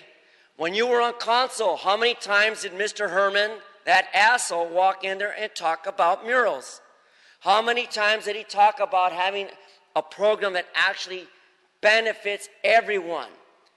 Not a 50-50, because you're 51-51. I'm talking about 100% rollover that this program that we indicate regarding abatement should work, should actually work. Now, you can talk to me black and blue like my leg, but it won't answer you. 2 minutes. Thank you, Mr. Herman. On agenda item number 9. Card says dummy on number 9. That would be Mr. Spindler. So, you tell them to put up murals. So they did, all over the Hollywood freeway, the 101, the 110, the 5, the 2. They put up the murals. You told the taggers that they're artists, and the artists simply said they're the next great Van Gogh, so they're putting up their art. And you want to take down their art? See, when I see all that tagging on that freeway, it tells everybody something. That this city is a fucked up place. That's what it tells you. Why do I cross the state line and I drive all over the state of Nevada and I don't see a goddamn piece of tagging anywhere? Why? Why is that? They got gangs over there. They got criminals over there. Because the people that run that city give a fuck about that city. They want to do business with the public. This place is a closed shop. The only reason you want to get rid of the tagging is because you're trying to scam the EEOC to give you the Olympic Games. You already lost the NFL, so you're trying to scam them now. Oh, give the games to LA. France is too dangerous. For all I know, you guys are probably paying the goddamn terrorists over in fucking France so you can get the games. Wouldn't put it past you, because that's the way you do business. In fact, you might be even paying the taggers. You might be paying the taggers to tag so you can funnel the money to the people who remove the tagging and then give the money back to the taggers. That's been proven before. But you don't have a controlling legal authority. You wouldn't investigate something like that, would you? No, Jackie Lacey? no, Loretta Lynch? no, How about that moron running for 2 the minutes. Senate? no. Thank you, sir. Agenda item number 9, Mr. Roch. Commissioner Rodriguez, any questions or comments on number 9? Just a comment. Paul, you know what a fan I am of the work of all our OCB contractors, and I'm just always so thankful to see that we continue to offer their resources and their effort in providing opportunities for many youth throughout the city of Los Angeles. And just to put on the record that, you know, again, these are services that we really count on and depend on, and they do such a fabulous job in a proactive fashion, and just always eager to lend my voice to support their work and congratulate and thank them for all the great work that they do in the city, but more importantly, and I know there was a segment that was featuring some of the work of LACC and how they are so effective in transforming the lives of people, giving them a second chance for success in life. And so I know that's just one example of several of these OCB contractors that are doing the exact same work. So I just wanted to, let you know how much I appreciate them, and thank you for helping to bring this about on an annual basis. But more importantly, my goal is how we can always seek to expand their services and their role and their scope of work here in Los Angeles, because they do such an effective job with us. So I'd like to move to approve. Okay, thank you, Commissioner Rodriguez. Yes, nice story on NBC4, Paul. Commissioner Cinto? Thank you, President James. Paul, thank you for your leadership and for the team and for working with all our contractors, dozen contractors from the community itself, from the neighborhoods, from the streets, many of which I've worked with a long time, over 100 jobs. The contract extension that ends in June of 2017, Paul, are we going to have another RFP in place, or how are we going to do that, if you didn't cover that already, sir? So our hope is that in the fall we will be coming back to the board and requesting approval to do an RFP for graffiti abatement services. The council action that council took earlier this month did authorize the board to extend those contracts if need be for one additional year. So just depending on the time of the RFP, it's possible contracts might need to be extended for another 6 months or something like that. But our hope is now that we have additional staff in the Office of Community Beautification that we'll be able to get all the required approvals and everything done, so we can have a request for proposal for graffiti abatement services out sometime this year. Thank you, Mr. Roch. Commissioner Rodriguez has made a motion. I'll second it. Any objection? Without objection, we'll adopt agenda item number 9. Any issue sending it forthwith? We'll send number 9 forthwith. Thank you, sir.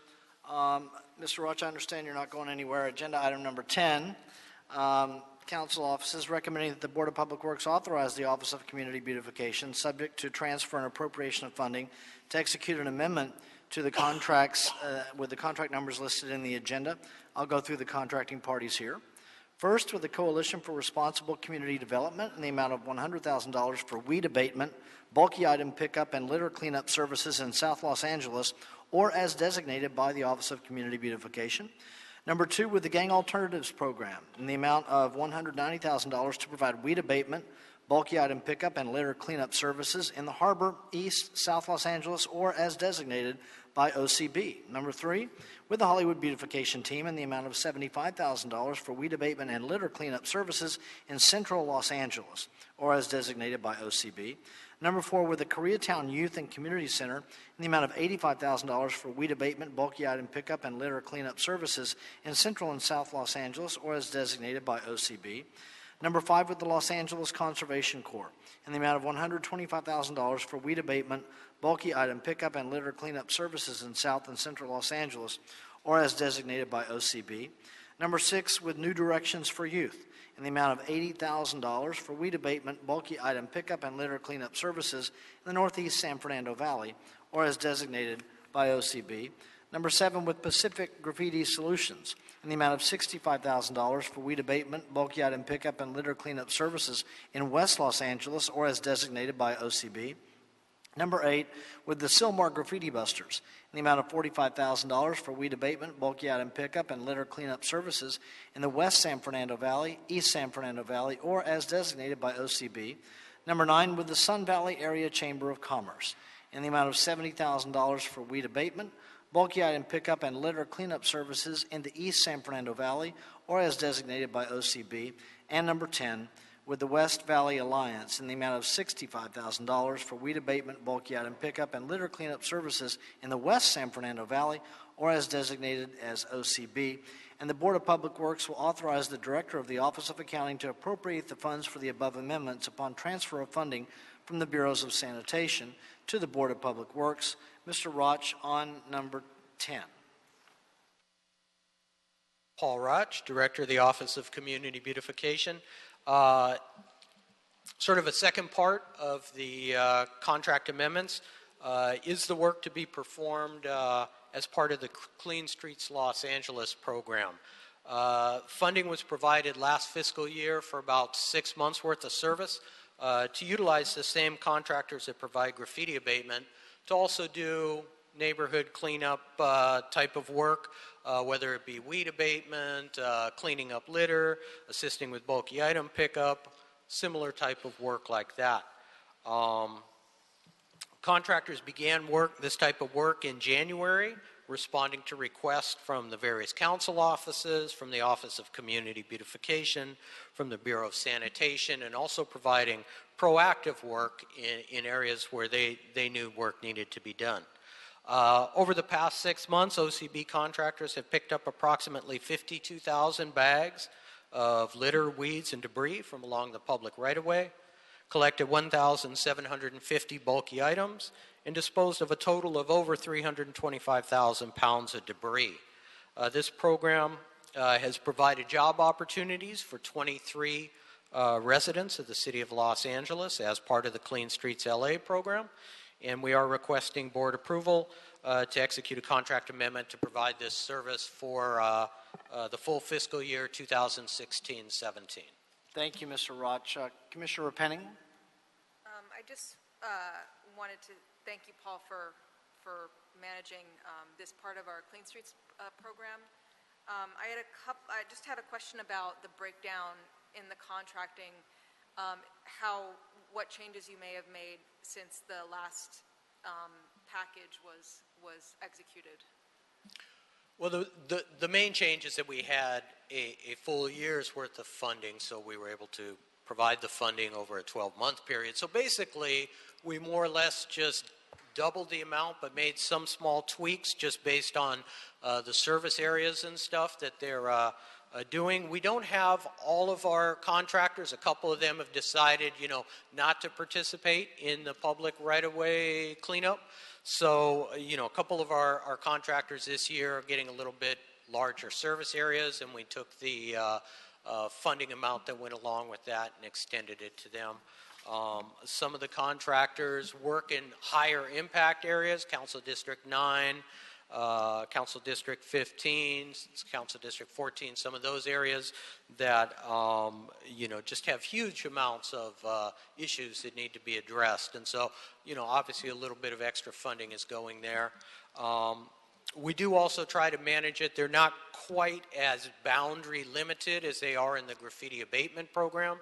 So when we get a request for maybe a large scale area, or sometimes Bureau of Sanitation will give us one of the big zones that they've monitored, noticed a lot of work needed to be done, we might take 2 or 3 of those contractors and put them into that area to kind of work together to really address the issues. So they're a little bit more mobile and stuff, depending on where we see the needs. So. Okay, I appreciate that, and hopefully this year, given that we just placed 1,250 ALBs throughout the city, the litter management has gotten somewhat easier. So I don't know if folks have noticed all of the new ALBs, but I think it's definitely going to make an impact, and we're going to do another round this coming fiscal. So Hopefully, our challenge on those is, although they definitely are helpful to litter, they also tend to be magnets for graffiti. We're finding that a huge number of those new trash containers that are being put out there are being tagged, and we're getting requests to do graffiti abatement on the litter receptacles. So it's, you know, one hand, and then you kind of get it on the other. So. Challenges of a big city. Yes. Thanks. You learn something new every day. Thank you, sir. Commissioner Rodriguez. Well, I just, again, you know, my hat's off to the OCB contractors. This is something that I think from our initial appointment to the Board of Public Works, we talked about the restoration of these services since the cuts of the Great Recession. I know so many of these contractors were instrumental in helping to keep our streets clean and being proactive in providing these services, and it's just good to see that we are starting to restore a lot of the services that we lost in this particular area, because I know this is one where a lot of residents and a number of the council offices were so accustomed to relying upon this as a means of really being proactive with our, you know, maintaining our communities and keeping clean streets, and the small litter cleanups and the weed abatements in particular are very important. And so, again, just happy to see the restoration of this and the continued effort towards this, this direction. Yes, and thank you, Commissioner Rodriguez, and to you, Paul, as well, for your willingness and ability to kind of ebb and flow with the needs that develop every budget year. We have a couple of speaker cards that we need to call, unfortunately. Mr. Herman on agenda item number 10.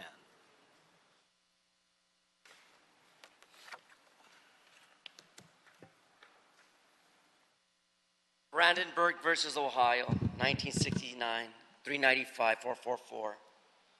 Once again, a significant portion of how far are these weeds going to go in our community? Yeah, how far? What are we going to do with the weeds and the dirty shit in our community? A dirty fucking big deal, right? But it is, because we don't like our eyesores. Send the Jews back to Israel with all the weeds. Pile them in bags and send them back. But who's going to save America besides Wayne Spindler? Who better than Wayne Spindler to save the world from Hugo or Hugo? Let's go back to the constitutional betterment of what America was. We intend to clean our part, as Mr. Herman has cleaned his part in Boyle Heights for years. But yet the nigger had to leave town. Hugo, the nigger had to leave town, the working nigger, Herman, for the record. We intend to do our part. We intend to do what it takes. Give us our state back. Give us our rights back. Free from the weeds, free from the graffiti, free from the eyesores that affect me and impact my life to the quality of life I expect. Because I'm a working nigger, a nigger that has to fight for every inch to get it back where he was from, Boyle Heights. Fuck Herman. Enlightening. Well, this says dummy on number 10. Mr. Spindler? The card says dummy. Mr. Spindler, put in the card. Fucking dummy, that's right. Just another dummy. So, as you see, the magic bear, he always knows about cleaning up. Bears know about that. So, all of this dumping is occurring. You pick it up, so all the contractors know from all the other cities to finish their construction jobs and just dump their shit on any city street in the LA city. Then they don't have to pay to put it in haul yards. That's why you go down the alleys at 2, 3 o'clock in the morning, like I do over in Reseda and that little fucking house over there in CD3 that I'm still trying to get rid of. And they goddamn 3 o'clock in the morning, you hear them dumping shit into the alley every goddamn week. It's the contractors dumping the shit from their jobs. And they dump it in our alley. And they fill the whole alley up with rubble. And that's what you guys do. And then the people call that, Mr. Blumendum, this councilman there from CD3, and he sends a truck out, and they pick up the refuse. But everybody knows all you got to do is come to LA City and just dump all your construction materials out onto any street, and then that's it. It makes construction work less expensive for the contractors. Now, if you do it in unincorporated LA County, the fine starts at $5,000. So they don't do that. But in the city of LA, thanks to Englander, Kanabe, and Allen, you limit the fine to no more than $500. So it makes a lot of sense for contractors to dump all their shit off into any alley or street, and then you dummies will pick it up. And that's why we're all here. We're all dummies. And you look at the bear.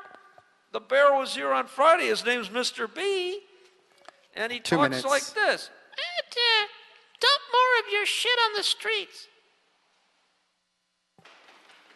Back on agenda item number 10, is there a motion on, I don't think we have any further questions or comments on number 10. Is there a motion on number 10 by Commissioner Repenning and Rodriguez? I'll second it. Any objection? Without objection, we'll adopt agenda item number 10. Any issue sending it forthwith? We'll send number 10 forthwith. Thank you, Mr. Roch. Agenda item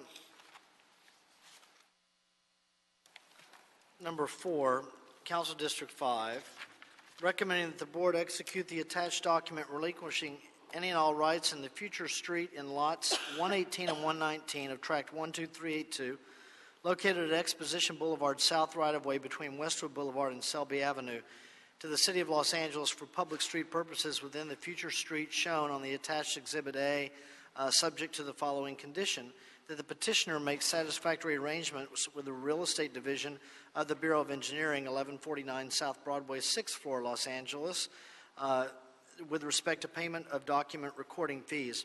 2, request the city clerk to attest the signatures of the Public Works Commissioners. 3, forward the copy of the report together with the executed document to the Real Estate Division of the Bureau of Engineering. 4, instruct the Real Estate Division of the Bureau of Engineering to record the executed document in the Office of the County Recorder when the condition in recommendation number 1 has been complied with. And number 5, send a copy of the adopted Board of Public Works action to the petitioner. Thane Crocker? Good afternoon. Good morning. Thane Crocker with Bureau of Engineering, Land Development and GIS Division. And item number 4 is a Bureau of Engineering recommendation to relinquish a future street easement located at Exposition Boulevard, south right-of-way between the Westwood Boulevard and the Selby Avenue. This future street easement was created by tract 12382 and recorded in 1944. And at that time, there was the potential for a street to be built in that area. Over the years, the pattern of land use has changed.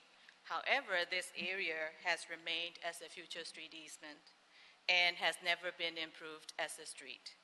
And due to the fact that 25 years has passed since it was recorded and the city never accepted as a street, and city can no longer accept as a public right-of-way. And therefore, it does meet the criteria to be relinquished, and the Bureau of Engineering is recommending to approve it. Okay. Any questions on agenda item number 4? Is there a motion on number 4 by Commissioner Cinto? I'll second it. Any objection? Without objection, we'll adopt agenda item number 4. Any issue sending number 4 forthwith? We'll send number 4 forthwith. Thank you, ma'am. Agenda item number 5, Council District 5, recommending that the board execute the attached document relinquishing any and all rights in future street in lots 197 and 198 of tract number 13037, located at Exposition Boulevard, north right-of-way between Westwood Boulevard and Overland Avenue to the city for public street purposes within the future street shown on the attached Exhibit A, subject to the following condition: that the petitioner makes satisfactory arrangements with the Real Estate Division of the Bureau of Engineering, 1149 South Broadway, 6th floor, Los Angeles, with respect to payment of document recording fees. 2, request the city clerk to attest to the signatures of the Public Works Commissioners. 3, forward a copy of the report together with the executed document to the Real Estate Division of the Bureau of Engineering. 4, instruct the Real Estate Division of the Bureau of Engineering to record the executed document in the Office of the County Recorder when the condition in recommendation number 1 has been complied with. And number 5, send a copy of the adopted Board of Public Works Board action to the petitioner. Ms. Crocker on number 5. Good morning. This item number 5 is similar to item number 4, and the Bureau of Engineering recommendation to relinquish a future street easement located at Exposition Boulevard, north right-of-way between the Westwood Boulevard and the Overland Avenue. And the future street easement was created by the tract 13037 and recorded in 1944. And at that time, there was the potential for a street to be built in that area. Over the years, land use has changed, and this area has remained as a future street easement, and this area has never been improved as a street. And due to the fact that 25 years passed and it was recorded, the city has never accepted as a street, and the city can no longer accept as a public right-of-way. Therefore, it does meet the criteria to be relinquished, and the Bureau of Engineering is recommending to approve it.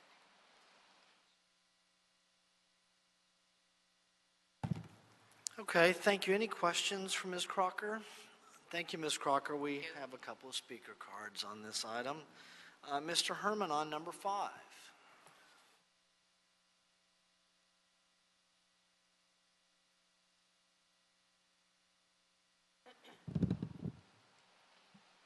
CD5, this recommendation for a right-of-way between Westwood Boulevard and Selby Avenue.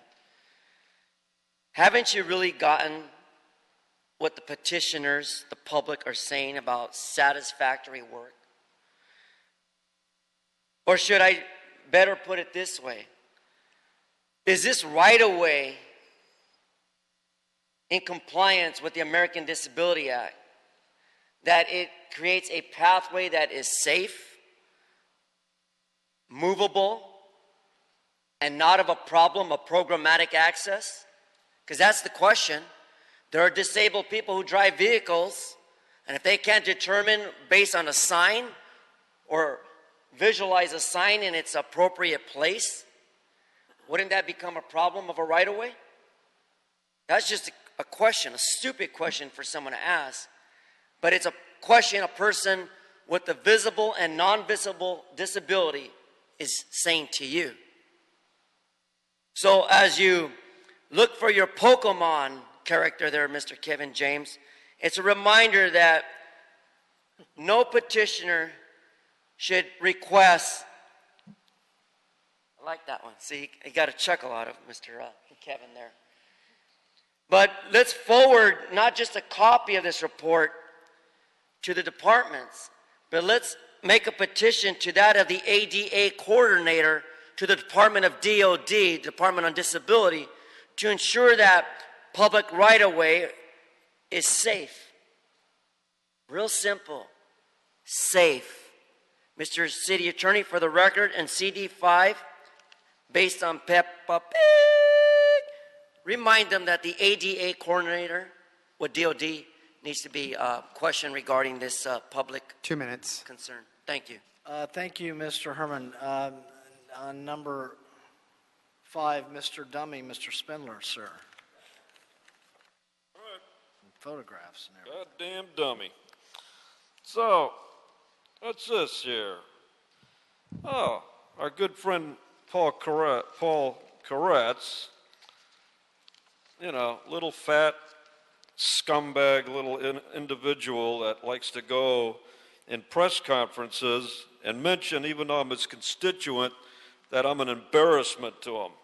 He said that and published that on the internet for millions of people to see that. So, Paul Koretz, who we call Peppa Pig, because he looks just like a little greasy pig, he doesn't like me living in his district. And he doesn't like me talking about things like project number 5. So, if that fat little piece of shit, while they had me handcuffed to a chair over at Metro's making all these slanderous remarks, I left a message with them. Buy my house in Encino. and I'll fucking move out of your district. It's as simple as that. And then they want my bar card, pay me for that too. That's all you got to do with all these projects. It only takes enough money to get it done. You want somebody's house? Buy it. You want somebody's license? Buy it. But the reason I'm Mr. fucking Dummy is because I'm not supposed to get no compensation for my damages. I don't get any compensation. I'm just supposed to be a plantation nigger told to move from one county to another. Fuck you. Fuck you. You don't have to have any rights. And that's why I got a laptop and I filed something called an appeal of a TRO with the 2nd District Appeal of California. I'm going to shove that fucking TRO right back up your asshole. Mr. President, that is the 10-minute aggregate total for Mr. Spindler as well. Let's go to oral report number 13. Actually, let's, on number 5. We do need a motion on number 5. Yeah, we need to do disposition on number 5. Motion by, after that threat, motion by Commissioner Repenning. Is there a second by Commissioner Jacinto? Any objection? Without objection, we'll adopt agenda item number 5. Any issues sending number 5 forthwith? We'll send number 5 forthwith. Thank you. Agenda item number 13, oral report on the Sewers 5 quarterly update from the Bureau of Engineering. David Ventura. Good afternoon. My name is David Ventura. I'm with the Bureau of Engineering. Today I'll be giving an oral report on Sewers 5 quarterly update. As you can see on page 2 of your handout, the contract start date of Sewers 5 program was on May 2nd, 2013. It's a 5-year contract with a not-to-exceed cost ceiling of $20 million. The contract end date is May 2nd, 2018. At the end of the second quarter, 1,155 days, or 63.3% of the contract duration has elapsed. A total of 665 construction orders have been issued under the Sewers 5 contract, and 640 construction orders have been completed. The total construction order dollar amount issued is $15,668,249. The total fully executed change order amount is $2,707,925, for a total amount authorized to date of $18,376,174, or approximately 92% of the not-to-exceed contract amount. The remaining contract cost ceiling is approximately $1,623,826. The first table in the back of the handout, which is 9 pages long, lists the projects under the Sewers 5 program, as well as the status of those projects. The second page is the table list that provides the board-approved projects and a revised budget with the actual amount expended. Thank you. Questions for Mr. Ventura on agenda item number 13? Any questions on Mr. Ventura on agenda item number 13? Thank you, sir. Thank you. Agenda item number 14, Board of Public Works, 6th Street Viaduct quarterly update from the Bureau of Engineering. Mr. Trooper, Mr. Herman on number 14. You have 20 seconds.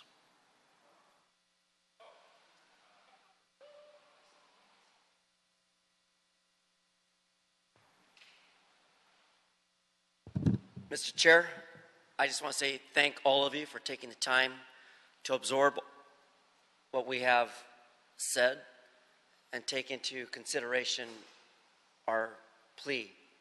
Stop fucking with us.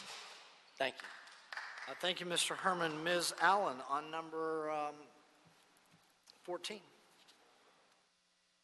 Good afternoon. Julie Allen, Bureau of Engineering with the 6th Street Viaduct Program. I'm happy to be here today to give you a status update on the 6th Street Viaduct. Since the last time I was here giving a report in April, I've given you a handout. Even though it's an oral report, sometimes pictures tell 1,000 words. So the first page is the schedule, which has not changed. Do you not have the handout? That doesn't help then. I can. Go ahead. It was provided, but in any case, I'll describe the activities that have occurred since last April to you. We have completed about 50 to 55% of the demolition of the existing viaduct. We've moved from the last time we gave the report across the eastern side of the viaduct, and we've now crossed into the river. We also had a 56-hour closure over the railroads, which were successfully completed. Similar to what we did over the 101 freeway, as soon as the closure window started, all of the work in that portion of the bridge was completed during the closure. We have also removed the remaining foundations and columns that are on the east side of the river, with the exception of the few that remain near Mission Boulevard, and that work is currently on hold due to the sewer spill that occurred last week. And our Bureau of Engineering and Sanitation are working on a repair of that line that will allow the continuation of the demolition in the area. The current phase of work, we're actually working over the LA River. We've had a river diversion occur so that the low flow water that runs down the LA River is now moved to the other side of the center column, and we've removed the column, the concrete deck and the concrete barrier on the east side of the bridge on the LA River. And currently they're removing the structural steel, and we expect to remove the first set of arches over the LA River next week. So that'll be an interesting thing to watch. After that, we will transfer the water back over to the east side of the river and repeat the same activity on the west arch span over the LA River, followed by the center pier. There's a large center pier of the bridge that runs through the middle of the LA River. That'll be the last item of work to be removed, and it's important we do this during the dry season so that we can avoid any water flowing through the river during the course of work. We've been working very closely with the Regional Water Quality Control Board to make sure that they're very comfortable with the water diversion plan that we have in place. They've inspected the work and given us concurrence in writing that we're in conformance with our permit conditions. And we've also worked closely with them and partnered with the Department of Water and Power to allow us to actually use water from the river to fill up water dams within the river that create the diversion. So they're filled up water tubes, and they create the barrier that transfers the water from one side to the other. So that was a partnership that we were able to use to not bring potable water in to fill up the water tubes. So in moving forward, we also have a landscape design consultant package that is out now for proposals for our on-call consultant list for the Bridge and Street program, and proposals are due this Friday. We are looking forward to having a robust community outreach to get input on the landscaping that we'll be installing underneath the viaduct at the completion of the project. And we will also be coming to the board this Friday with our recommendation to award the foundations package, which is the next major construction activity, followed later this summer or early fall with the viaduct, the main package that'll be coming for award. So that concludes my presentation. I'll be happy to answer any questions that you have. One question. We'll go ahead, Commissioner Rodriguez. Thank you. On the landscaping contract, I'm assuming you had a pre-bid meeting for that, or? Absolutely, yeah. We had a mandatory pre-bid meeting that included a site walk with all of the consultants that are on the list, as well as any of their sub-consultants, and we had a pre-bid meeting at the job site, and everyone was invited to attend, but the primes were mandatory attendance. Great. What is the seemingly kind of level of interest? How large of a group does there it are look like? 10 firms that are on the on-call list, and we had 8 attend the pre-bid meeting. Great. The current project designer has elected not to submit for the work, so and then one other one that's doing our construction management is not bidding on the work. So all the other firms that are not already involved in a different role on the project have attended. Great. And so I mean that'll be it'll be pretty diverse then in terms of spreading the opportunities there. That's great to hear. Thank you. Thank you, Commissioner Repenning. How are we doing on our budget? Thank you. I did have that. So we have 2 things that I could report. I received the PLA status update from Bureau of Contract Administration, and we have achieved 15% apprentice labor. And from our goal of 5% disadvantaged workers, we have 20%. So they've achieved significantly over the amount that has been that was the goal. And on the disadvantaged business enterprise subcontractor goal, this project has a goal of 23.95%. It's a pretty large percentage for a large-scale project like this. And the contractor has been developing a roadmap so that by the time they finish the last package, they will have achieved this goal of 23.95%. I believe with the foundation package that will be presented for recommendation for award on Friday, it's up to 21% DBE pledged amount for the project. And my question was about just the fiscal aspect of the project and demo. Are we on budget, or are there any cost overruns? Oh, I got you. I'm sorry. The demolition is currently within the budget. We have one large change order that we're evaluating. There was sand that was expected to be found in the center of the bridge. When a lot of the old bridges were built over the LA River, there was a potential for having a rail car system go across the bridge, so sand was placed in the bridge down the center when it was built, and later in the 70s it was replaced with concrete, and it wasn't identified in some of the later as-builts that were prepared from work that was done on the bridge over the years. Many times the bridge has been retrofitted to try and keep it from crumbling, and some of the later as-builts didn't have it, so the contractor has submitted a claim for differing site conditions, which we're evaluating to determine if it's valid. Other than that, we're well within our contingency. Thank you. Thank you, Commissioner Penning. Commissioner Cento? Thank you. Julie, thanks for the report. I was out there yesterday looking at the diversions that were created by our contractors. I wanted to thank and acknowledge our Bureau of Engineering staff for being out there the last couple of weeks, and yourself included, in terms of there is about a 2-week delay that we're looking at in order to continue with the columns, correct? On the east side of yes, correct, on the east side of the LA River near Mission. It's still, they're working on the repairs at the moment, so it'll be dependent on how quickly they can get that area stabilized to allow the demolition to continue. And then there are about 2 weeks of work left for our demolition subcontractor at that location.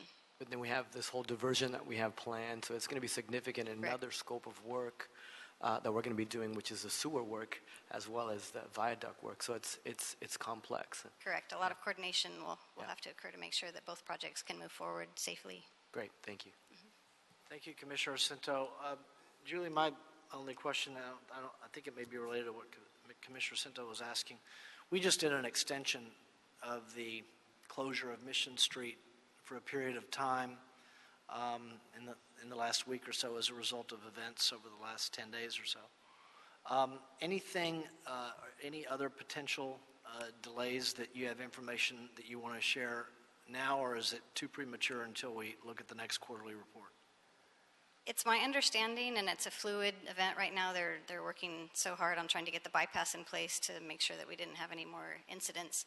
From my understanding, within the next few weeks, they'll be able to get everything stabilized enough for our work to continue. I don't anticipate that any other activities will occur that will cause a delay. What we're planning to do is have the area stabilized, the demolition subcontractor would come in and complete their work, then the sewer line would be repaired in time before our foundation work starts coming in that area. It's timed very closely, so we'll have to monitor it and make sure that any delays that occur on either side are mitigated as quickly as possible.